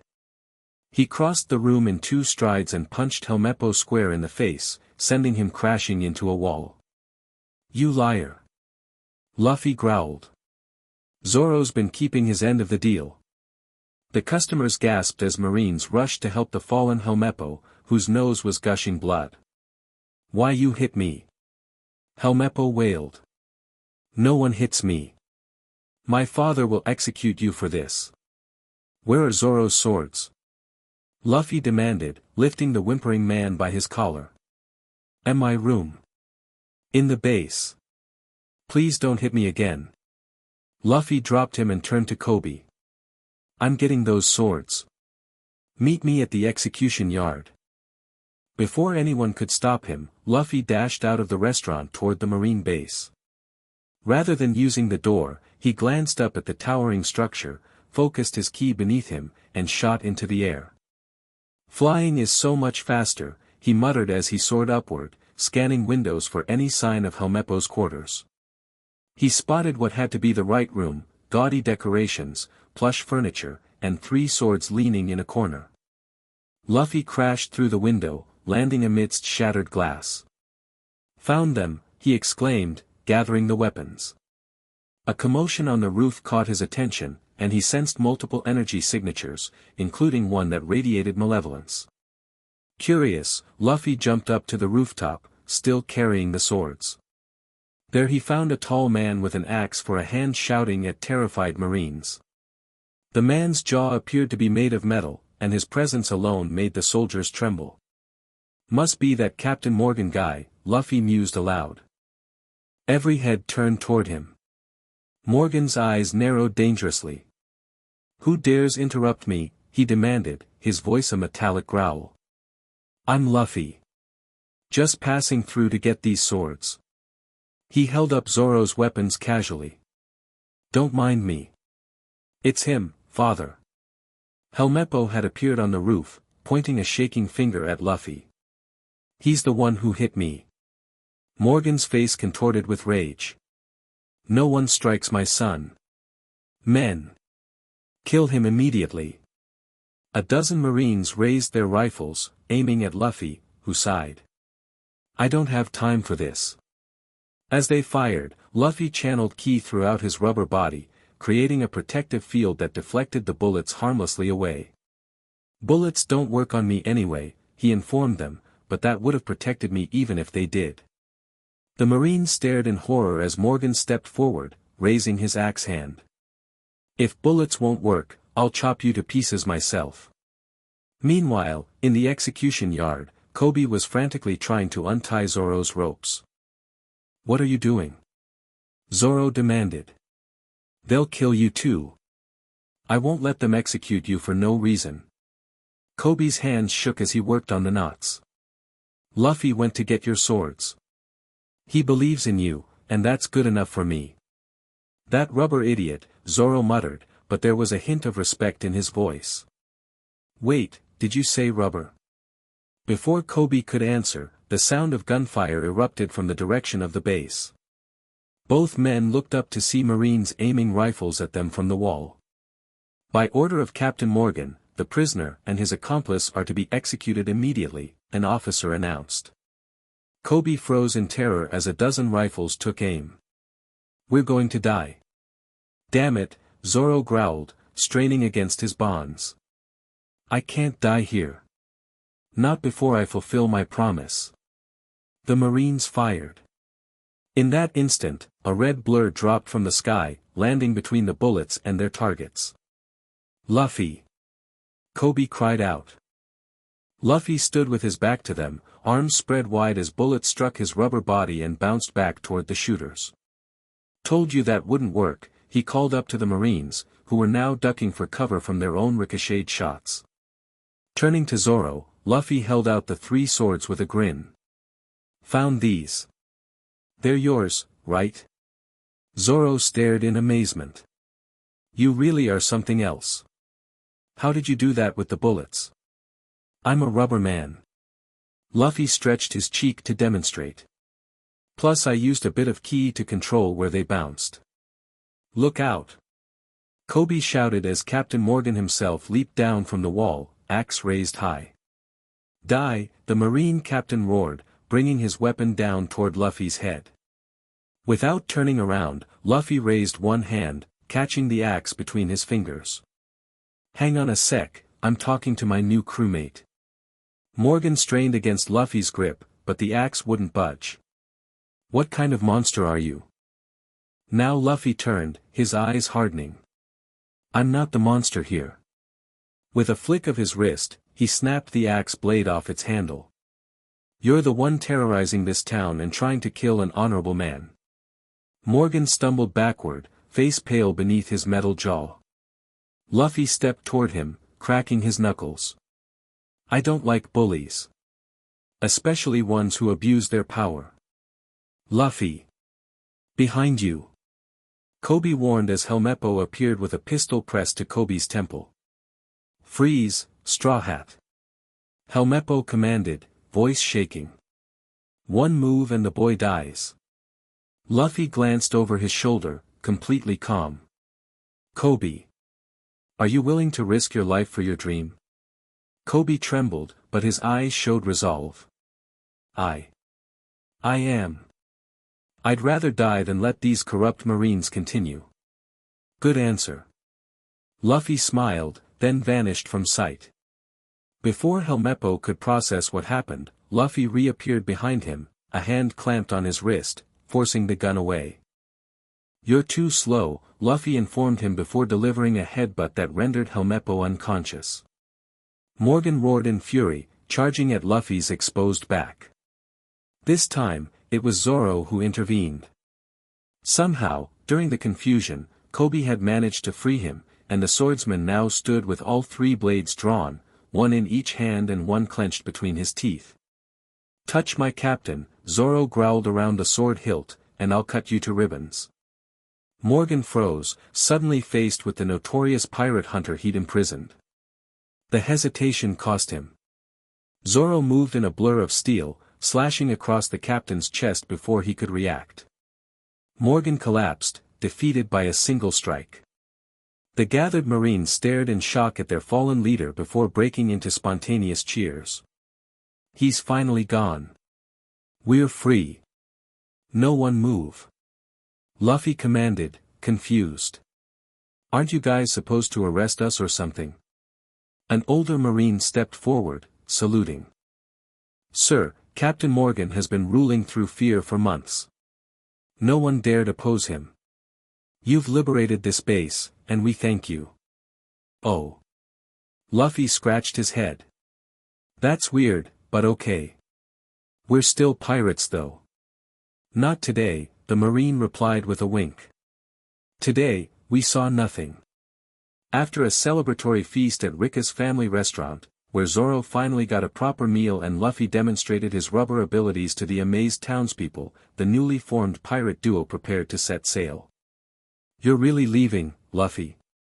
Kobe asked as they stood at the dock. "Yep. The Grand Line is waiting, and I've got a lot more crewmates to find." Luffy adjusted his straw hat. "What about you? Still want to be a Marine?" Kobe nodded firmly. "Yes. Even after seeing Captain Morgan's corruption, I believe there are good Marines too. I want to help change the system from within." "Then do it," Luffy encouraged. "Get strong, Kobe. Maybe we'll meet again someday." As if on cue, a group of Marines approached, led by the officer who had thanked them earlier. "Is it true you were once with the Alvida pirates?" he asked Kobe directly. Kobe hesitated, then stood straight. "Yes, sir. I was forced to serve as a cabin boy for 2 years. But my dream is to become a worthy Marine." The officer nodded. "Honesty is important. We'll have to start you at the bottom, but given what we've heard about your courage today, I believe you have potential." Kobe's eyes welled with tears of joy. "Thank you, sir." The officer turned to Luffy and Zoro. "As for you two, I'm afraid I must ask you to leave immediately. We're grateful for your help, but you've publicly declared yourselves pirates. Next time we meet, it will be as enemies." Luffy grinned. "Wouldn't have it any other way." With final waves to Kobe and the townspeople, Luffy and Zoro pushed off in their small boat, heading for the open sea. "So," Zoro said once they were underway, "you never really explained. What's this key thing you keep talking about?" Luffy sat cross-legged in the bow. "It's life energy. Everyone has it, but most people never learn to use it." He held out his palm, creating a small, glowing sphere. "My teacher from another dimension taught me how to control it." "Another dimension?" Zoro raised an eyebrow. "You're either crazy or the most interesting captain in the East Blue." "Both, probably," Luffy laughed. "Wanna learn? It makes your sword attacks way stronger." Zoro's eyes gleamed with interest. "Show me." For the next few days, as they drifted in search of their next destination, Luffy taught Zoro the basics of ki manipulation. The swordsman proved to be a quick study, his disciplined mind adapting well to the concept of energy flow. "It's kind of like the breath of all things my master mentioned," Zoro commented during one session. "I never fully understood what he meant until now." "See? You're getting it." Luffy encouraged as Zoro managed to create a faint glow around one of his blades. "Now imagine channeling that through your cutting edge." Zoro focused intensely, and the white light spread along his sword's blade. With a practice swing, he cleaved through the air, and somehow, impossibly, left a visible slash mark hanging in empty space. "What the?" Zoro stared at the slowly dissipating energy trace. "That's awesome." Luffy bounced excitedly. "You just did a flying slash. That's advanced stuff." Zoro examined his sword with newfound respect. "This changes everything about swordsmanship." Their training was interrupted by a strange sound overhead, the flapping of massive wings. Looking up, they spotted an enormous bird circling above them. "Lunch!" Luffy declared, stretching his arms to grab the edge of the boat. "Gum Gum Rocket!" He launched himself skyward before Zoro could protest, aiming directly for the giant bird. But as he approached, the bird opened its beak and swallowed the rubber man whole. "Zoro! Help!" Luffy's muffled voice called as the bird changed course, flying toward a distant island. "You idiot!" Zoro shouted, grabbing the oars and rowing frantically in pursuit. "I can't believe I joined this moron's crew." Inside the bird's gullet, Luffy considered his options. He could burst free, but the fall might separate him from Zoro entirely. Better to see where the bird was taking him first. "At least it's an adventure," he muttered, making himself comfortable for the ride. 20 minutes later, the bird flew over what appeared to be a small town. Luffy decided it was time to exit. Inflating his rubber body suddenly, he forced the bird's beak open and tumbled toward the ground. "Look out below," he shouted as he plummeted. He crashed into a street, creating a small crater in the paving stones. Standing up and dusting himself off, Luffy found himself facing 3 rough-looking men and an orange-haired girl who stared at him in shock. "That was fun," Luffy declared, adjusting his hat. "Where am I?" "Boss," the girl suddenly exclaimed, pointing at Luffy. "You came to save me." She ran behind him, whispering, "Play along, I'll split the treasure with you." Before Luffy could respond, the 3 men advanced menacingly. "So you're her boss, huh?" one growled. "That means you're an enemy of the buggy pirates." "I don't know what's happening," Luffy admitted cheerfully, "but if you want to fight, that's fine with me." The first attacker swung a sword at his head. Luffy didn't even dodge, letting the blade hit his neck and stretch it backward. "What the hell?" the pirate yelped as Luffy's neck snapped back to normal. "My turn," Luffy said, his fist connecting with the man's face in a basic punch. No stretching, no ki, just a solid hit that nonetheless sent the pirate flying into a wall, unconscious. The other 2 attacked simultaneously. This time, Luffy channeled a minimal amount of ki into his rubber body, enough to create a faint blue shimmer across his skin. When their weapons struck, they didn't just bounce off, they shattered on contact. "No fair," one cried before Luffy knocked them both out with casual ease. The orange-haired girl stared, jaw hanging open. What are you?" "I'm Monkey D. Luffy." He grinned, extending a hand. "I'm gonna be king of the pirates." Instead of shaking his hand, the girl backed away. "A pirate? Forget our deal. I hate pirates." She turned to run, but Luffy's stretched arm caught her wrist. "Hold on. What's your name? And what's this about treasure?" She tried to break free, then sighed in defeat when she realized his rubber grip was unbreakable. "Nami. I'm a thief who specializes in stealing from pirates. This town is controlled by Buggy the Clown, and I was about to steal his map of the Grand Line when those goons caught me." "The Grand Line?" Luffy's eyes lit up. "That's where I'm heading. I need a navigator for my crew. You should join us." "Are you deaf? I said I hate pirates." Nami snapped. "Pirates took everything from me. I'd never become one." Luffy tilted his head, studying her. There was pain beneath her anger, he could sense it in her fluctuating energy. "Not all pirates are the same, you know. They're all greedy, murdering thieves," she stated flatly. "I'm not," Luffy replied simply. "Neither is my swordsman, Zoro." "Zoro? Roronoa Zoro?" Nami's eyes widened. "The pirate hunter? He's a pirate now." Luffy grinned. "People change." Nami hesitated, clearly wrestling with something. Finally, she sighed. "Look, I'll make you a deal. Help me steal Buggy's map and treasure, and I'll think about your offer." "Deal." Luffy agreed instantly. "But I get to fight Buggy. I want to see if this clown guy is strong." Reluctantly, Nami led Luffy through the deserted town, explaining that Buggy's crew had driven all the citizens away. They took refuge in an abandoned house while Nami outlined her plan. "Buggy's obsessed with treasure and special cannonballs he calls Buggy Balls. They can destroy several houses with one shot. His crew is having a party tonight, so they'll be drunk. That's when we'll sneak in. Why not just walk in the front door?" Luffy suggested. "Are you crazy? They'd kill us." Luffy shrugged. "They can try." Nami stared at him, trying to decide if he was boasting or just stupid. "What was that thing you did earlier? When their weapons broke?"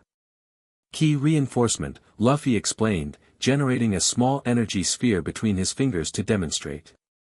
I can make my body super hard or channel the energy outward for attacks. Nami poked the glowing ball curiously. Is it some kind of devil fruit power? Nope. That's separate. I ate the gum fruit, which made me rubber. He stretched his cheek again. The key thing is something anyone can learn with training. Could I learn it? Nami asked, surprising herself with her interest. Luffy's face brightened. Definitely. Once you join my crew, I'll teach you. I never agreed to join, she protested, but with less vehemence than before. Their conversation was interrupted by a massive explosion that shook the building. Running to the window, they saw a row of houses reduced to rubble by what must have been one of Buggy's special cannonballs. They're testing their cannons, Nami explained grimly. Getting ready for their next raid, probably. Luffy watched the destruction with narrowed eyes. They're just destroying empty houses for fun. These were people's homes, Nami confirmed, fists clenched at her sides. Something shifted in Luffy's demeanor. The casual, carefree attitude hardened into something more focused. Change of plans. We're going now. What? No. They're all gathered right now, it's too dangerous. But Luffy was already heading for the door. You can stay if you want. I'm going to kick this Buggy guy's ass. Wait. Nami called after him.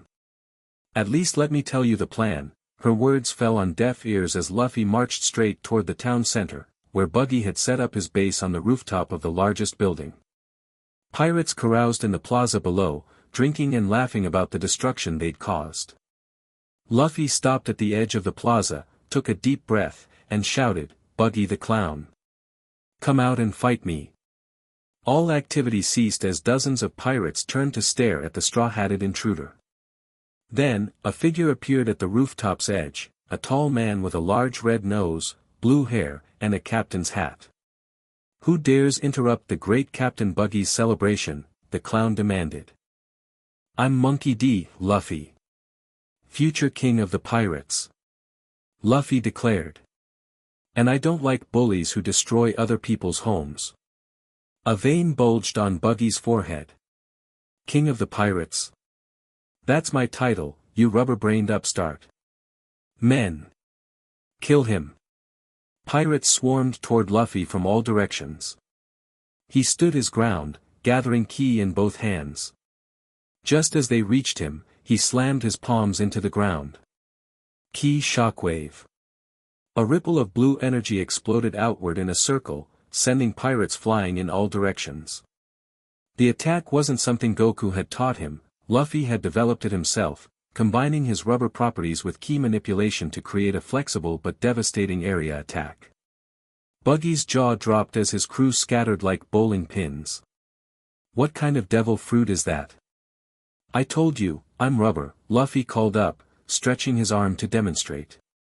The other stuff is just training. From a nearby alley, Nami watched in amazement as Luffy single-handedly confronted the entire Buggy Pirates crew. He's either the bravest or stupidest person I've ever met, she muttered to herself. Buggy vaulted over the railing, floating down to the plaza by detaching his lower body, revealing his own devil fruit ability. So you're a sectioned man, Luffy observed. That's a weird power. Weird? Buggy's face contorted with rage. The chop fruit gives me the ultimate advantage. I can never be cut. To demonstrate, he pulled a knife and sliced his own arm off at the elbow. The limb floated independently, knife still in hand, and lunged at Luffy from an impossible angle. Luffy dodged, but the arm changed direction mid-air, nicking his cheek. That is pretty cool, he admitted, wiping blood from the small cut. And that's just the beginning. Buggy laughed maniacally. Chop festival. His entire body separated into dozens of pieces that swirled around Luffy like a tornado of flesh and costume parts, attacking from every direction. Luffy closed his eyes, concentrating. When he opened them again, his body emanated a steady blue glow. As Buggy's parts slashed at him, the ki barrier deflected most attacks, though a few stronger ones still got through, leaving shallow cuts. You can't keep that up forever. Buggy taunted, his floating head circling around Luffy. I'll slice you to pieces, Straw Hat. Maybe, Luffy acknowledged, tracking the movements with his eyes. But I only need to hit one part of you really hard. His gaze fixed on Buggy's floating feet, which remained close to the ground. With sudden speed, Luffy dropped to a crouch and swept his leg out, channeling ki as he connected with Buggy's left foot. Yoch! Buggy's scattered parts all spasmed at once, his head grimacing in pain. You rubber bastard. So you can still feel pain when your parts are separated, Luffy noted, smiling. Good to know. He launched himself toward Buggy's head, fist drawn back and glowing with energy. Gum Gum Pistol. His arm stretched, but Buggy's head dodged at the last second. Too slow, Straw Hat. Wasn't aiming for you, Luffy replied as his fist continued past, striking a barrel behind where Buggy's head had been. The container exploded, revealing a small treasure chest inside. I was following the treasure. Buggy's eyes bulged. My precious Buggy balls. Get away from those. The floating pieces of Buggy's body rushed to defend the chest, abandoning their attack formation. Luffy immediately took advantage of the opening. Gum Gum Gatling. His arms blurred into a flurry of punches, each fist stretching and retracting so quickly it appeared he had dozens of arms. Each strike was enhanced with just enough ki to make it burn with blue energy. The rapid-fire attack caught Buggy's scattered parts before they could dodge, pummeling them back toward his feet. As the clown began to reassemble himself, Luffy took a deep breath, cupping his hands at his side. Ha, me. Buggy's eyes widened in panic as he saw the growing energy between Luffy's palms. What is that? What are you doing? Ha! The blue beam shot forward, engulfing Buggy's half-assembled form. The energy wasn't at full power, Luffy had learned control over the years, but it was still enough to send the clown pirate blasting through several buildings before he crashed to a stop, smoldering and unconscious. Nami emerged from hiding, staring at the path of destruction. That was incredible. Thanks. Luffy dusted his hands off. Now, where's that map you wanted? Still dazed by the display of power, Nami led him to Buggy's quarters, where they found not only the Grand Line map but also a sizable treasure hoard. We're rich. Nami exclaimed, eyes turning to berry symbols. You can have the treasure, Luffy said, examining the map. I just need this. As Nami stuffed gold into a large sack, Luffy noticed something unusual about the map, faint markings that didn't match the geography, swirling patterns at certain points along the Grand Line. Hey, Nami, what are these? He pointed to the strange symbols. She paused her looting to look. I don't know. Decorations maybe. Or sea currents. Luffy traced one pattern with his finger, feeling an odd resonance with his key sense. They feel familiar somehow. Before he could contemplate further, a commotion from outside interrupted them. Luffy stuck his head out the window to see Zoro cutting through the remaining Buggy pirates, making his way toward the building. Zoro! Luffy called happily. You found me. No thanks to you, the swordsman shouted back, slashing another pirate without breaking stride. I've been searching all day. Minutes later, they regrouped in the plaza, Luffy, Zoro, and a hesitant Nami carrying her treasure. This is Nami, Luffy introduced. She's our new navigator. I never agreed to that. Nami protested. She hates pirates, Luffy continued cheerfully to Zoro, but she's really good with maps and needs money to achieve her dream, so she's joining us anyway. Zoro raised an eyebrow at the orange-haired girl. And what is this dream that makes you sail with pirates you hate? Nami hesitated, then lifted her chin defiantly. I need 100 million berries to buy back a certain village. That's all you need to know. Fair enough, Zoro shrugged. I don't care why you're here as long as you can navigate. I'm the best navigator in the East Blue, she stated without false modesty. Luffy clapped his hands. Great. It's settled then. Next stop, the Grand Line. We are not ready for the Grand Line. Nami exclaimed in horror. We need a proper ship, more crew, supplies, details, Luffy waved dismissively. We'll figure it out as we go. Adventure awaits. As they prepared to leave the ruined town, Luffy took one last look at the Grand Line map, focusing on the strange markings that had caught his attention. Something about them stirred a memory, a story Goku had told him long ago about tears in the fabric of reality, dimensional rifts that connected different worlds. Goku, he murmured, touching the Dragon Ball hanging around his neck. Are these the ways back to your world? With renewed determination, Luffy rolled up the map and tucked it safely away. Finding One Piece and becoming king of the pirates remained his dream, but perhaps along that journey, he might also find a way to reunite with the man who taught him to harness his true strength. Their small boat now laden with treasure and supplies, the fledgling Straw Hat Pirates set sail from Orange Town, their unlikely captain standing proudly at the bow, straw hat secure on his head and eyes fixed on the horizon where adventure awaited. So, Zoro asked as they cleared the harbor, where exactly are we going? Nami consulted her compass. According to the local currents and wind patterns, our best option is to head southeast towards Syrup Village. There's a small port there where we might find a proper ship. Sounds good to me. Luffy agreed, not particularly caring about the destination as long as it meant progress. As they sailed, Luffy filled Nami in on his unusual background and training. To his surprise, she was more intrigued than skeptical about the dimensional traveler story. The Grand Line is full of impossible phenomena, she explained when he commented on her acceptance. Weather that defies logic, islands with their own magnetic fields, even rumors of sky islands. A man from another dimension isn't the strangest thing I've heard. You seem to know a lot about the Grand Line for someone who's never been there, Zoro observed. Nami's expression darkened slightly. I've studied it for years. Knowledge is survival when you're planning something as dangerous as what I'm doing. Which is what, exactly? Zoro pressed.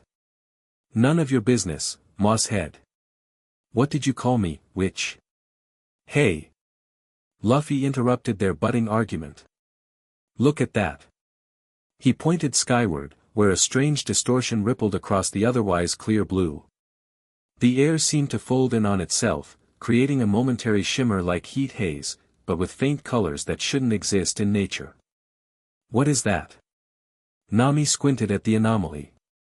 A dimensional ripple, Luffy breathed, recognition in his voice. Goku told me about these. They're like echoes of the tear that brought him here. As they watched, the distortion grew more pronounced.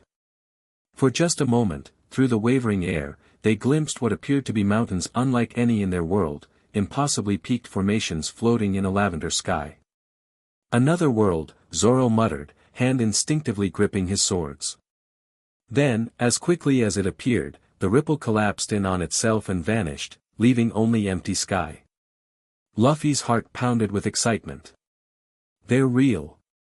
The rifts are real. Goku said the barriers between worlds were thinnest in the Grand Line, but sometimes ripples appear elsewhere. Nami was already making notes on a small pad. Location, time, visual characteristics. We should document any others we see.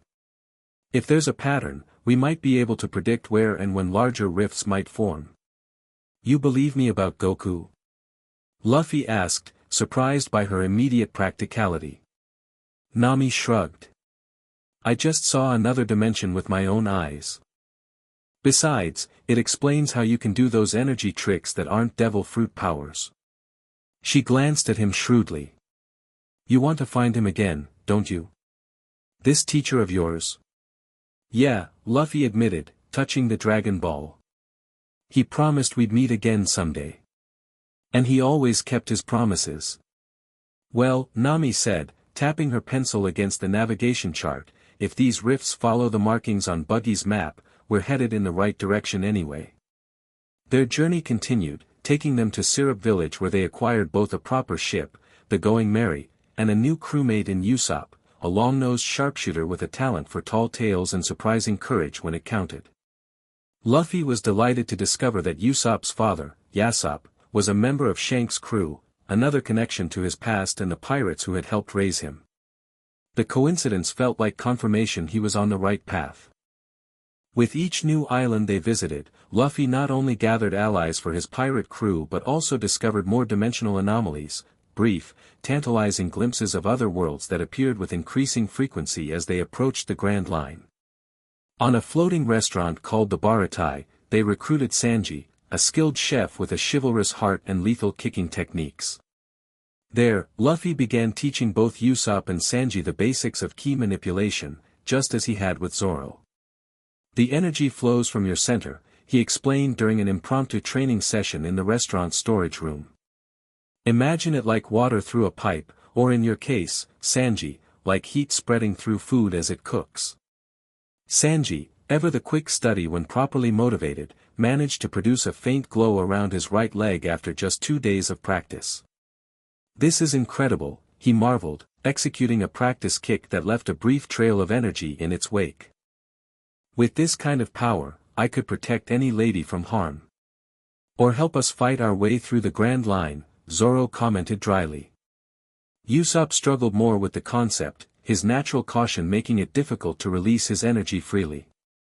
I keep thinking I'll explode if I let too much out at once, he admitted nervously. You won't, Luffy assured him. Your body knows its limits. Start small, try channeling just a tiny bit into your slingshot ammunition. The sniper experimented, infusing a lead pellet with a minimal amount of ki before firing it at a target barrel. The shot punched through the wood with far more force than usual, leaving a smoking hole. I did it. Usopp exclaimed, then immediately grew serious. With this power comes great responsibility. Save the speeches, Zoro yawned. We've got company. A commotion above deck interrupted their training. Racing upstairs, they found the Baratai surrounded by the remains of a galleon flying the flag of Don Krieg, once the most powerful pirate fleet commander in the East Blue. Krieg himself stood on the restaurant's deck, demanding food despite his fearsome reputation. What followed tested the Straw Hats in ways they hadn't experienced before. Krieg, once fed and recovered, revealed his true intention, to steal the Baratai as his new flagship. The battle drew in not only Luffy's crew but also the mysterious Dracula Mihawk, the world's greatest swordsman, who had single-handedly destroyed Krieg's fleet. Zoro, driven by his dream, challenged Mihawk only to be utterly defeated despite his newfound ki abilities. As the swordsman lay wounded but alive, having earned a measure of respect from the master he aspired to surpass, something unexpected happened. The sky above the battlefield darkened, not with clouds but with what appeared to be a tear in reality itself. The dimensional rift expanded rapidly, far larger than any they had seen before. What is this? Krieg demanded, his confidence wavering at the supernatural phenomenon. Luffy stared upward, heart racing. It's happening. A full rift. Through the massive opening, they could see a landscape that defied description, floating islands in a purple sky, strange creatures soaring between them, and in the distance, what looked like a martial arts tournament arena. The World Martial Arts Tournament, Luffy breathed, recognizing the structure from Goku's stories. That's his world. For a moment, everyone on the Barati's deck stood frozen, staring at the impossible view of another dimension. Then, a figure appeared at the edge of the rift, a man in an orange gi, his black hair defying gravity in spiky tufts. Goku! Luffy shouted, his voice cracking with emotion. The figure turned, seeming to peer down into their world. For just a heartbeat, Luffy thought their eyes met across the dimensional barrier. Then the rift began to close, collapsing rapidly in on itself. Without thinking, Luffy stretched his arm to impossible length, reaching toward the closing tear. Goku! It's me! Luffy!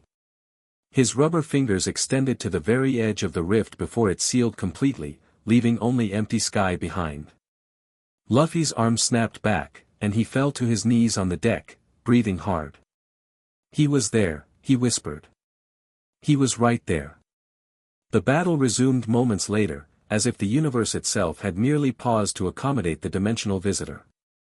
Krieg, shaken but still determined, attacked with all his weapons and tricks, only to be defeated by Luffy's superior speed, strength, and key-enhanced rubber abilities.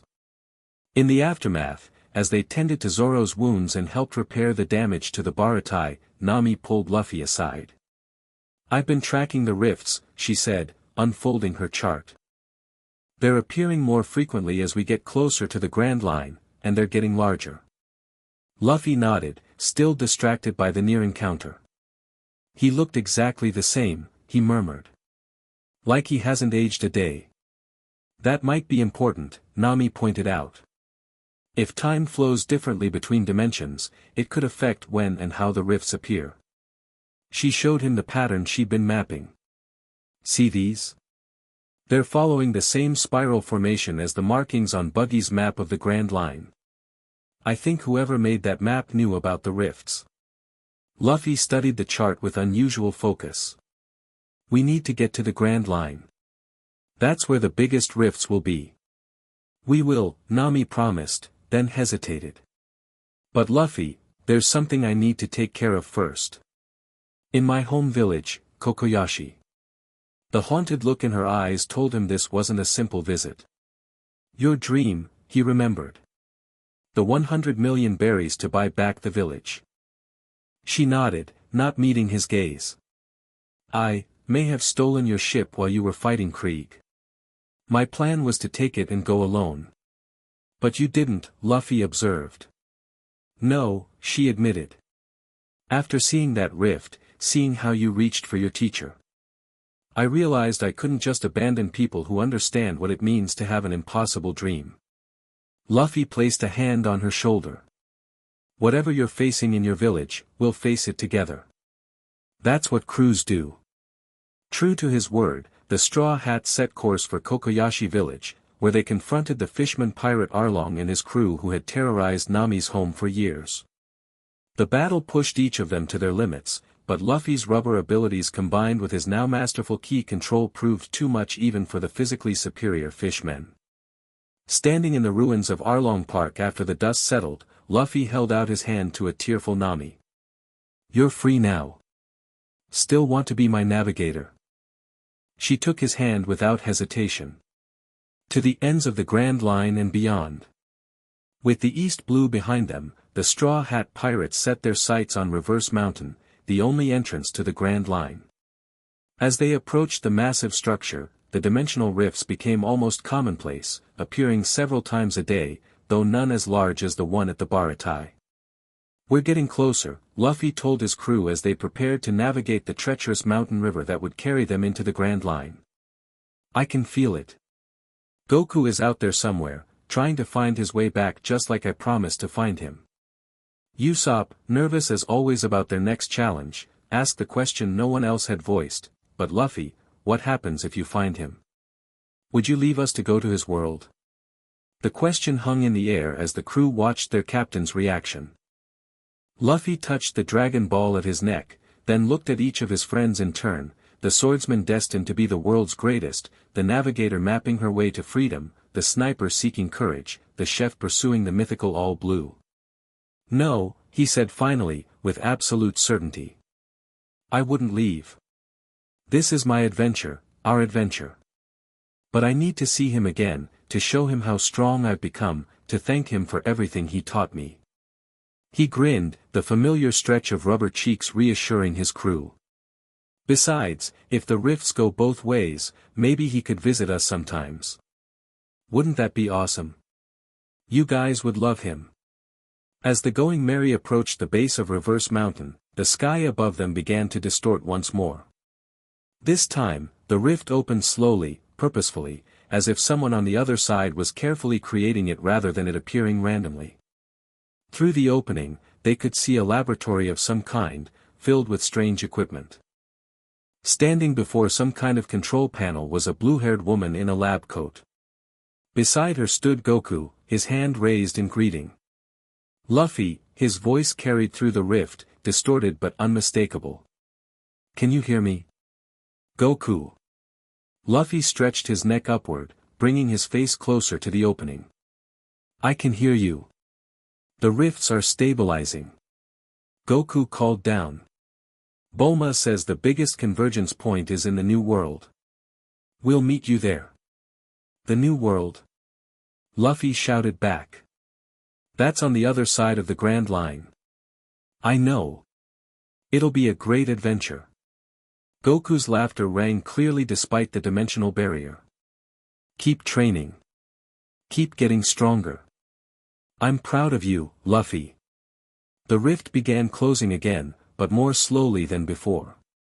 Goku's voice came through once more before it sealed completely. "Remember what I taught you. The power you need is already inside you. Super Saiyan Gear 5 is waiting." Then the rift closed, leaving the Straw Hat staring at empty sky as the roar of Reverse Mountain's current grew louder beneath them. "Super Saiyan Gear 5? Zoro repeated, looking at Luffy. "What's that?" Luffy's face split into the widest grin his crew had ever seen. "I don't know yet," he admitted, eyes shining with excitement. "But I'm gonna find out. To the Grand Line, everyone. Our adventure is just beginning." As the Going Merry caught the powerful upward current of Reverse Mountain, carrying them toward the greatest sea in the world, Luffy stood at the figurehead, one hand holding his straw hat secure, the other clutching the Dragon Ball that connected him to his first teacher and the power that waited to be unlocked. The New World, the second half of the Grand Line, lay thousands of miles and countless adventures ahead. But for Monkey D., Luffy, Rubber Pirate and Key Warrior, the destination was now clearer than ever. One Piece, the Pirate King's crown, and somewhere along that journey, the reunion with the man who had shown him that the impossible was merely a challenge waiting to be overcome. "Watch me, Goku," he whispered as they crested Reverse Mountain and caught their first glimpse of the Grand Line stretching before them. "I'll make you prouder than you can imagine." Chapter 3, Super Saiyan Gear 5. The New World hit different. No other way to put it. Luffy stood at the Thousand Sunnies figurehead, the sea spray misting his face as they cut through waves twice the size of anything in paradise. 2 years had passed since they'd entered the Grand Line. 2 years of impossible islands, unbelievable enemies, and adventures that would have sounded like Usopp's lies if they hadn't lived through them together. The crew had grown. Brook, the skeleton musician. Frankie, the cyborg shipwright. Robin, the archaeologist with the power to bloom limbs from any surface. Chopper, the reindeer doctor. Each one strong in their own way. Each one carrying dreams as big as the sky. And each one now training in key manipulation. "Luffy." Usopp called from the deck. "My turn for sparring." Luffy grinned, hopping down from the lion head in a single bound. His red cardigan flapped open, revealing the X-shaped scar on his chest, a permanent reminder of Marineford and everything it had cost. "Show me what you've got."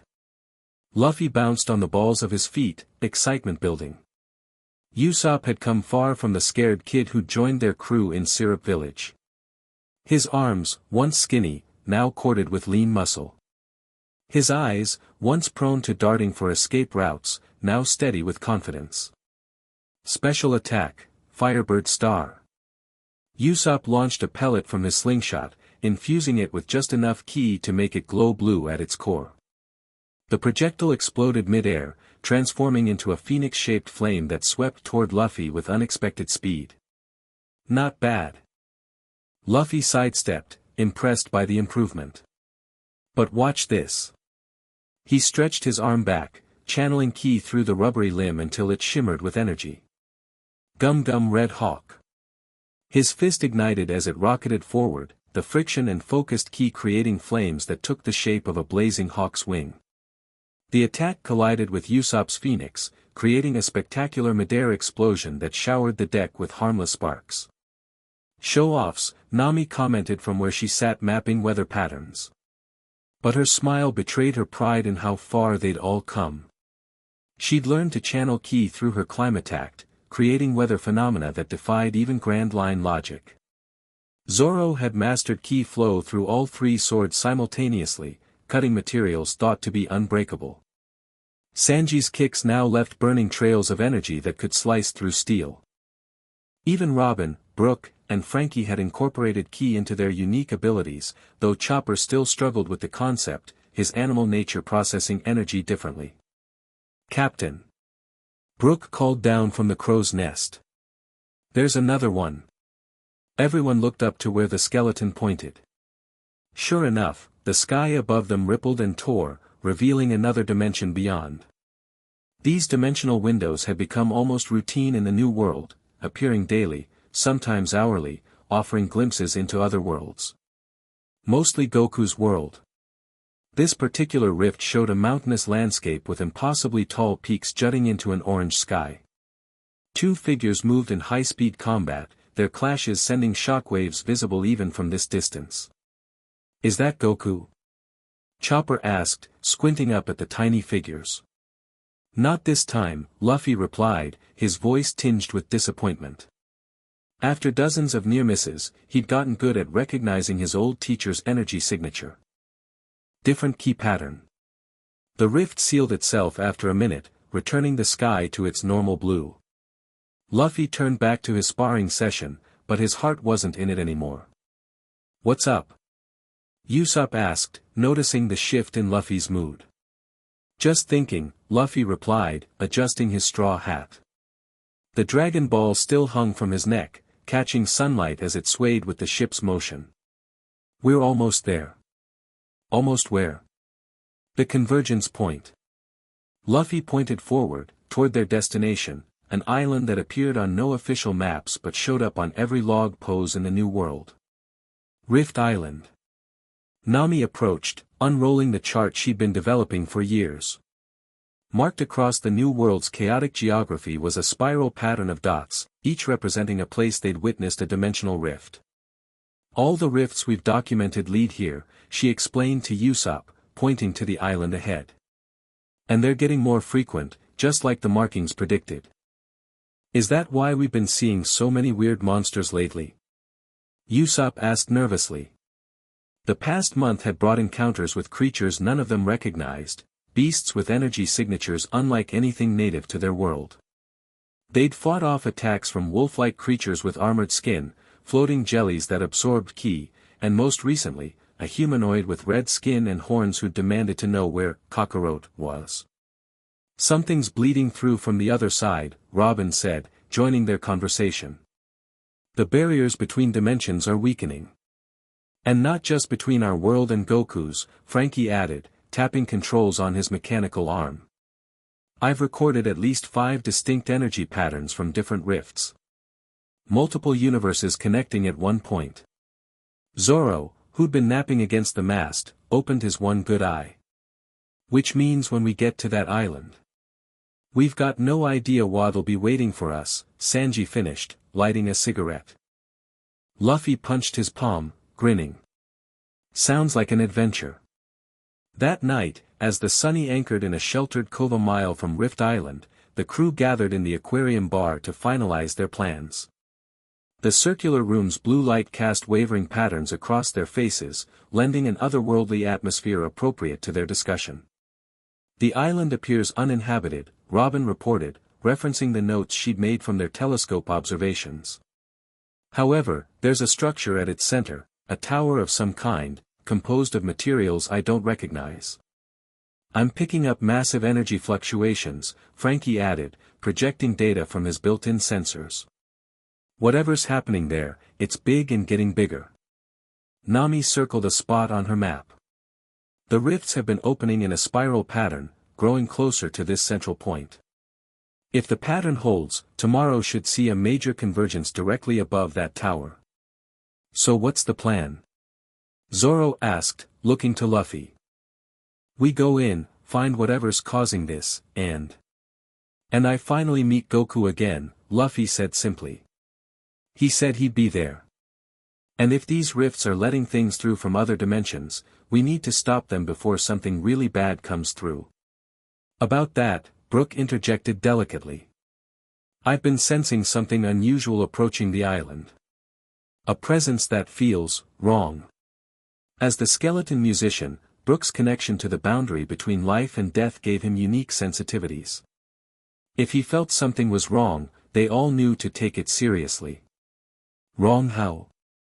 Chopper asked, for standing on end. As though it exists between dimensions rather than within any one of them, Brook explained, bony fingers tapping nervously against his teacup. A void entity, perhaps. Luffy's expression hardened. During their journey through paradise and into the new world, they'd encountered beings of tremendous power, warlords, emperors, admirals. But something that existed between dimensions? That was new even for them. Whatever it is, we'll handle it, he declared, confidence unwavering. We've come too far to turn back now. Morning brought clear skies and calm seas, suspicious weather for the new world. As the Straw Hats approached Rift Island in the Mini-Mary, the unnatural stillness only intensified. No birds, Usopp noted, scanning the shoreline through his goggles. No insects. Nothing living at all. The island itself was beautiful in an eerie way, lush vegetation in shades slightly off from normal, beaches of purple-tinged sand, and at its center, the tower Robin had mentioned. It rose at least 1,000 feet, a spiral structure that seemed to be made of some crystalline material that refracted light in impossible ways. It's not made of sea stone, Luffy confirmed as they beached their small craft. I don't feel weak at all. If anything, I feel stronger, Zoro noted, flexing his hand around his sword hilts. Like there's more ki in the air to draw on. They moved inland cautiously, with Zoro, Sanji, and Luffy taking point. The jungle vegetation parted easily, offering little resistance, as if inviting them toward the central tower. This place feels familiar somehow, Luffy mused, touching a tree trunk. Like I've been here in a dream. The dimensional barriers are thinnest here, Robin suggested. Perhaps you're sensing echoes from Goku's world or others connected to this point. Halfway to the tower, they encountered the first anomaly, a perfectly circular pool of liquid that didn't behave like water. It flowed upward in defiance of gravity, forming shapes in the air before dissolving back into the pool. Don't touch it, Nami warned, though no one needed the reminder. As they skirted the pool, the air above it shimmered and tore open, creating a small rift. Through it, they glimpsed what looked like a futuristic city with vehicles flying between towering spires. That's not Goku's world, Luffy said immediately. The energy feels completely different. The rift closed, but others began opening around them, dozens of small tears showing glimpses of different worlds. A volcanic landscape where beings made of living stone battled each other. An underwater city protected by a massive dome. A realm where the laws of physics seemed optional, with islands floating in irregular orbits around a central star. It's accelerating, Robin observed as the rifts began opening and closing more rapidly. The convergence is beginning. They quickened their pace, reaching the base of the crystal tower as the sky above began to fracture like breaking glass, showing patches of alien skies beyond. How do we get in? Frankie examined the smooth surface, finding no obvious entrance. Luffy placed his palm against the crystal. We ask, he said simply. At his touch, the material rippled like water, and a doorway formed in response. Inside, a spiral staircase wound upward through the crystalline structure. Well, that's not ominous at all, Usopp muttered, but followed as Luffy led the way inside. The interior was larger than the exterior suggested, another dimensional anomaly. As they climbed, they passed chambers containing artifacts that defied description, objects that seemed to exist in multiple states simultaneously, devices that manipulated space in localized ways, and containers holding what appeared to be solidified time. This isn't a natural formation, Robin concluded, examining inscriptions on the walls. It's a machine. A dimensional anchor of some kind. Who built it? Chopper wondered. Someone who walks between worlds, Brook answered softly, his soul-deep senses clearly disturbed by something he perceived but the others couldn't. The staircase finally opened onto a vast circular platform at the tower's peak. The sky above had fully fractured now, showing at least a dozen different dimensions through various sized rifts. At the platform's center stood a crystalline control panel surrounding a pillar of light that stretched upward into the shattered sky. The energy signature radiating from it matched the Dragon Ball around Luffy's neck. "That's it," Luffy breathed, approaching the pillar. "That's the anchor connecting all these dimensions." "Luffy, wait." Nami called, but he was already reaching toward it. As his fingers neared the light, the largest rift directly overhead expanded suddenly. Through it, they could see a laboratory of some kind, and standing before what looked like a matching control panel was a familiar figure in an orange gi. "Goku!" Luffy shouted, his voice carrying across dimensions. The spiky-haired Saiyan looked down, his face lighting up with recognition. "Luffy! You made it. I told you I would." Luffy grinned so wide it threatened to split his face. "What now?" "Bulma has synchronized our dimensional anchors." Goku called back, gesturing to a blue-haired woman working frantically at a console beside him. "We're going to stabilize the connection so I can cross over. Just hold your position." "Got it." Luffy gave a thumbs up, turning to his crew. "Guys, this is Goku, my first teacher." "Goku, these are my friends." The crew waved awkwardly at the dimensional visitor, who responded with a cheerful wave of his own. "Nice to finally meet you all." Goku called. "Luffy's told me so much about you in our brief connections." "Likewise." Nami shouted back. "Though maybe save the proper introductions for when you're actually here." "Right." Goku laughed. The blue-haired scientist, Bulma, appeared to finish her calculations. She gave Goku a nod and stepped back as he approached their version of the control panel. Starting synchronization sequence in 3, 2, 1. Bulma's voice carried faintly through the rift. The pillar of light intensified, and the crystal tower began to hum with increasing power. The fractured sky started to heal itself, the smaller rifts closing one by one as the largest one, connecting to Goku's world, stabilized and expanded. "It's working!" Luffy exclaimed, watching as the rift grew large enough for a person to pass through. Goku stepped onto some kind of platform in his laboratory and gave Bulma a final nod. She activated a control, and a beam of light engulfed him. That's when everything went wrong. A dark pulse swept through the tower, making the crystal structure vibrate discordantly. The pillar of light flickered, and the large rift began to waver. "What's happening?" Chopper cried, clinging to Robin as the platform beneath them trembled. "Something's interfering with the synchronization." Frankie shouted, his sensors going haywire. "Another energy signature is bleeding through." Brook pointed to the eastern sky, where a new rift was forming, different from the others. Instead of showing another world, this tear revealed what could only be described as nothingness, a void of absolute emptiness that nonetheless radiated malevolence. "That's it," the skeleton whispered.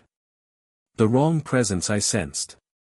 From this new rift emerged a figure, humanoid in basic shape but wrong in every detail. Its skin shifted between states of matter, sometimes solid, sometimes liquid or gaseous. Where a phase should be was only a vortex of dark energy. It floated rather than walked, drifting onto the platform with casual menace. At last, it spoke, its voice resonating directly in their minds rather than through air. "The convergence point is activated." Through the stabilized rift, they could see Goku's transportation process interrupted, his form caught between dimensions, neither fully in his world nor in theirs. "Luffy," he called, his voice distorted. "Something's blocking the transfer." "I'll handle it." Luffy shouted back, stepping between the void entity and the control panel. "Who are you? What do you want?" The entity's non-face turned toward him. "I am Voidus. I exist in the spaces between dimensions. For millennia, I have been trapped in the void, unable to enter any realm. Until now." The dimensional rifts, Robin realized. They've been weakening the barriers, allowing you to slip through. Correct, human. And now I shall consume this anchor and all its connected worlds. Like hell you will. Luffy's body tensed as he channeled ki throughout his rubber form. The familiar blue glow enveloped him as he dropped into a fighting stance. This is our world, and that's my friend you're messing with. Voidoo's made a sound that might have been laughter. Your energy is fascinating. Not native to this dimension. You carry the teaching of the one called Kakarot. Luffy didn't waste time responding. He launched forward, fists stretched back and glowing with concentrated ki. Gum Gum Red Hawk. His flaming punch passed straight through Voidoo's shifting form, causing no apparent damage. The entity didn't even attempt to dodge. Physical attacks cannot harm that which exists between states of being. Zoro stepped up beside Luffy, all three swords drawn and glowing with ki. Let's test that theory. Three-sword style, Dragon Twister. The spiraling slash attack created a tornado of cutting force, but it too passed through Voidoo's without effect. One by one, the Straw Hats unleashed their strongest attacks. Sanji's diable jam kicks, Nami's weather eggs enhanced with ki, Usopp's most powerful projectiles, Robin's clutching limbs, Frankie's radical beam, Brook's soul-cutting techniques, and Chopper's monster transformation, all failed to affect the dimensional intruder. Your resistance is pointless, Voidoo stated, drifting closer to the control panel. I shall absorb the anchor and use its power to collapse all dimensions into the void. Luffy. Goku called from his suspended state between worlds. It's a being of pure energy. Physical attacks won't work, but energy can affect energy. What should I do? Luffy called back, dodging as Voidoo sent a wave of void energy across the platform, forcing the crew back. Remember what I taught you about ki? Goku's form flickered as the connection weakened. It's not just power, it's life force itself. Your will made manifest. Luffy's eyes widened with sudden understanding. He looked down at his hands, then at the Dragon Ball hanging from his neck. It was glowing now, resonating with the energy pillar. Everyone, he called to his crew. Channel your ki into me. All of it. But that could kill you. Chopper protested. No human body can contain that much energy. Good thing I'm made of rubber then, Luffy grinned, stretching his arms out to either side. Trust me. Without further hesitation, Zoro stepped forward, placing a hand on Luffy's shoulder. Take it all, Captain. Blue energy flowed from the swordsman into Luffy, making the rubber man's body glow brighter. Sanji was next, then Nami, then the others. One by one, they connected to Luffy and channeled their life force into him. The combined energy made his rubber body expand and contract in strange ways, struggling to contain the massive influx of power. Goku. Luffy called, his voice distorted by the energy surging through him. I need your help too. From his suspended state, Goku nodded in understanding. He closed his eyes, concentrating, and a stream of golden energy flowed from him through the dimensional rift, connecting with the Dragon Ball around Luffy's neck before flowing into the rubber pirate's body. Now! Goku shouted. Luffy's body underwent an impossible transformation. His rubbery skin turned a gleaming white, while his hair stood up in spikes and shifted to a golden hue. Steam began to rise from his form, but unlike his previous gear transformations, this change seemed to stabilize rather than drain him. What's happening to him? Nami gasped, stepping back as the platform beneath them trembled. Super Saiyan Gear 5th, Robin whispered in awe. The combination of Saiyan transformation and Devil Fruit awakening. Luffy's body now pulsed with golden white energy, his eyes shifting between normal and a piercing blue. The rubber properties of his body seemed enhanced beyond anything they'd seen before, his form distorting and reshaping with fluid control rather than the strain of his previous transformations. Impossible, Voidoo stated, actually backing away from the transformed pirate. Your body should not be able to contain such power. Luffy's laugh echoed with a strange doubled quality. Nothing's impossible if you believe hard enough. That's what Goku taught me. He stepped forward, and with each footfall, reality itself seemed to bend slightly. My body is rubber, he explained, his voice calm despite the overwhelming power coursing through him. Rubber can stretch, compress, expand, and bounce back. Perfect for channeling energy between dimensions.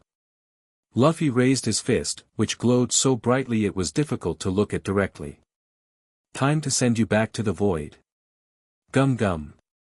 His arm stretched, but not in the normal way. It seemed to extend through dimensional space itself, crossing the boundary between states of matter. Dimension pistol. The punch connected with voidus, somehow affecting what physical attacks couldn't touch. The void entity shrieked, a sound that resonated through multiple realities simultaneously. How is this possible? It demanded as its form began to destabilize. Because I'm connecting two worlds. Luffy explained, continuing his assault. Each strike now visibly damaged the void entity, forcing it back toward the rift it had emerged from. The power of a Saiyan from Goku's dimension, the power of a devil fruit from mine, and the hearts of my friends from both. Voidus attempted to retaliate, sending tendrils of void energy to ensnare Luffy, but they dissipated on contact with his glowing form. Luffy! Goku called, his suspended form beginning to move again as Voidus's interference weakened. The dimensional anchor. Use it to seal the void rift. Understanding immediately, Luffy stretched his arm toward the crystal control panel. As his glowing hand made contact with the controls, the pillar of light responded, bending toward the void rift where Voidus was already retreating. No! The entity shrieked as the beam connected with the edge of the rift. I will not return to the emptiness.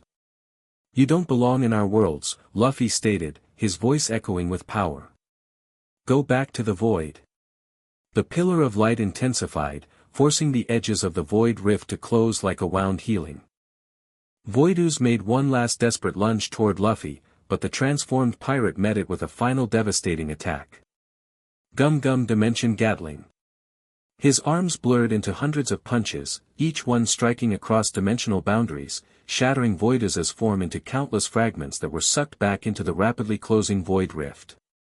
With a final flash of light, the rift sealed completely, leaving only the stable connection to Goku's world overhead. Luffy stood panting, his Super Saiyan Gear 5th transformation still active but visibly draining him now that the immediate threat had passed. That was amazing. Goku's voice called down, clearer now. His form was fully visible again, the transport process resuming now that the interference was gone. A beam of light shot down from the stable rift, materializing into Goku himself standing on the crystal platform. The Saiyan warrior looked exactly as Luffy remembered him, spiky black hair, orange GI, and the carefree smile that had guided him through childhood. Luffy! Goku rushed forward, embracing his former student. Look at you! You actually did it! Super Saiyan Gear 5th. The contact seemed to help stabilize Luffy's transformation, the drain slowing as Goku's familiar energy reinforced his own. I knew you could do it. Goku continued, stepping back to examine the transformed pirate with pride. I've been watching your progress through the rifts whenever I could. You've come so far. I had good teachers, Luffy replied, gesturing to his crew who stood watching in amazement. Both you and them. Goku turned to the Straw Hats, bowing respectfully. Thank you for taking care of him. He was like a son to me. He's like a brother to us, Zoro replied, speaking for the crew. Though sometimes more like the annoying kind. Everyone laughed, the tension of battle finally breaking. As they did, Luffy's transformation began to fade, his hair returning to black and the golden glow subsiding, though a faint aura still surrounded him. How do you feel? Chopper asked, immediately going into doctor mode and examining his captain. Hungry, Luffy replied with a grin, prompting more laughter. Goku approached the crystal control panel, examining it with knowing eyes. This anchor was created thousands of years ago by beings who traveled between dimensions freely. When the boundaries became unstable, they created these towers to regulate the flow between worlds. You've been researching this? Robin asked, intrigued. Goku nodded. After I returned to my world, I couldn't stop thinking about Luffy and whether he was safe. Bulma, she's our genius scientist, helped me track the dimensional rifts. We discovered they formed patterns, connecting at specific points across multiple universes. Just like the markings on Buggy's map, Nami realized, pulling out the chart she'd been developing for years. These match perfectly with the convergence points you must have found. Exactly. Goku confirmed. We've been trying to stabilize a connection for years, timing it with the natural cycle of dimensional thinning. When we realized this major convergence was coming, we prepared to cross over. What about Voidoo's? Frankie asked. Will it come back? Not for another 1,000 years, Goku assured them. These convergence events only happen on cosmic timescales. By then, someone else will have to deal with it. Luffy, having recovered somewhat, approached his old teacher. So what happens now? Can you stay? Goku's expression turned bittersweet. Not permanently. The dimensional anchor can maintain stable connections, but living too long in the wrong dimension causes problems.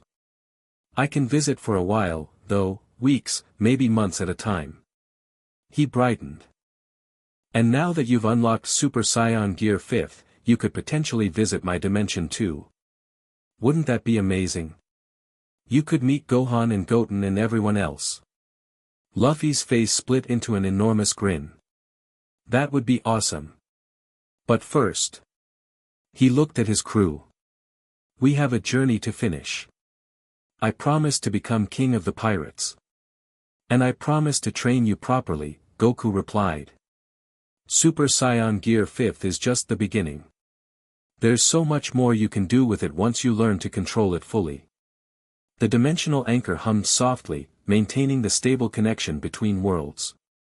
Above them, through the rift, they could see Bulma giving a thumbs up from her laboratory.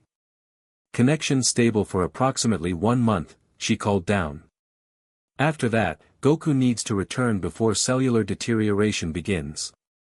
A month is plenty of time. Goku laughed. We can catch up, train, and I can meet all your friends properly. And eat Sanji's cooking. Luffy added, making his friend smile. If he has your appetite, I better start preparing now, the chef commented, already mentally calculating how much food they'd need.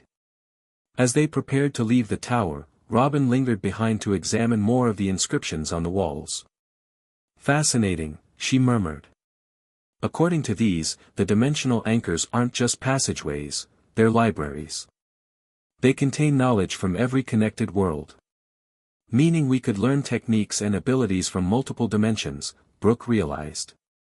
Imagine combining devil fruits with ki and whatever other powers exist out there, Frankie added, mind racing with possibilities. One adventure at a time, Nami reminded them, herding everyone toward the exit.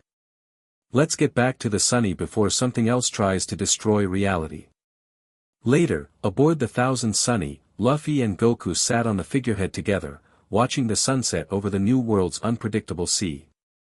The rest of the crew had given them space to reconnect, though they weren't far, the sounds of dinner preparation and friendly arguments carried clearly from the galley. I missed you, Luffy admitted, the Dragon Ball hanging from his neck catching the last rays of sunlight. Even when I was having the greatest adventures, I always wondered what you'd think or what you'd do in my place. Goku smiled, ruffling Luffy's hair just like he used to when Luffy was a child. I missed you too. I kept the promise I made to your grandfather, though, I always checked on you when the rifts allowed it. I saw your fights at Alabasta, Enies Lobby, Marineford. His expression sobered at the mention of the war that had cost Luffy his brother. I'm sorry about Ace. I wish I could have been there. Luffy touched the scar on his chest, a permanent reminder of that loss. Me too. But Ace died free, protecting what mattered to him. That's how he wanted to go. They sat in comfortable silence for a moment, the gentle rocking of the ship soothing them both. So, Goku finally said, "King of the Pirates, huh? How close are you?" Luffy grinned. "Getting closer every day. We've already found 4 road poneglyphs. Robin can read them. Once we have all 4 locations, we'll find Laugh Tale and the One Piece. And then? Who knows?" Luffy shrugged. The adventure doesn't end with finding One Piece. There are always new islands, new friends, new enemies. And now new dimensions, Goku added, gesturing to the sky where the faint outline of the rift to his world was still visible, anchored to the crystal tower on Rift Island. Exactly. Luffy jumped to his feet, balancing easily on the figurehead. And with Super Saiyan Gear 5th, I can protect everyone in all of them. About that, Goku said, his voice turning serious. That transformation is incredible, Luffy, but it's dangerous. It combines the limitless potential of Saiyan power with the reality-warping properties of your awakened devil fruit. Without proper training, it could tear your body apart. Luffy flexed his hand, remembering the sensation of power flowing through him. Then train me. Just like when I was a kid. Goku stood, assuming a familiar stance that brought back a flood of memories for Luffy. Lesson 1 starts now. Show me what you've learned in the years we've been apart. As the first stars appeared in the darkening sky, 2 figures could be seen sparring above the thousand sunny, one in an orange GI, the other wearing a straw hat that somehow stayed secure despite the aerial acrobatics. Their laughter carried across the waves, the sound of a teacher and student reunited, ready to face whatever adventures awaited them across dimensions. The Super Saiyan Gear 5th remained dormant within Luffy for now, a power to be called upon only in times of greatest need. But with Goku's guidance and his crew's unwavering support, the rubber pirate knew he would master it eventually, adding yet another impossible achievement to his journey toward becoming king of the pirates.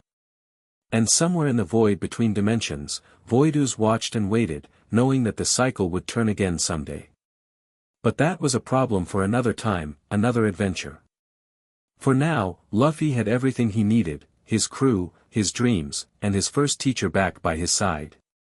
Whatever challenges the new world or any other dimension might throw at them, they would face together, with the unbreakable bond of family that transcended worlds. "Hey, Goku," Luffy called as they paused their sparring session, hovering above the ship's deck, "do you think there are other dimensions with different versions of us? Other Luffys and Gokus having their own adventures?" Goku grinned, the expression so similar to Luffy's own that the crew below often commented on the resemblance despite their lack of blood relation. "Definitely. And you know what? What? I bet we're friends in every single one of them." Luffy's laugh echoed across dimensions, a sound of pure joy that rippled through the fabric of reality itself. "Race you to dinner. You're on." They shot toward the galley, leaving trails of energy in their wake, one golden like the sun, one blue like the sea, intertwining as they descended together toward the waiting crew, the next adventure, and all the possibilities that lay beyond. The end. Thank you for watching this video. Please be sure to subscribe to our channel and like this video.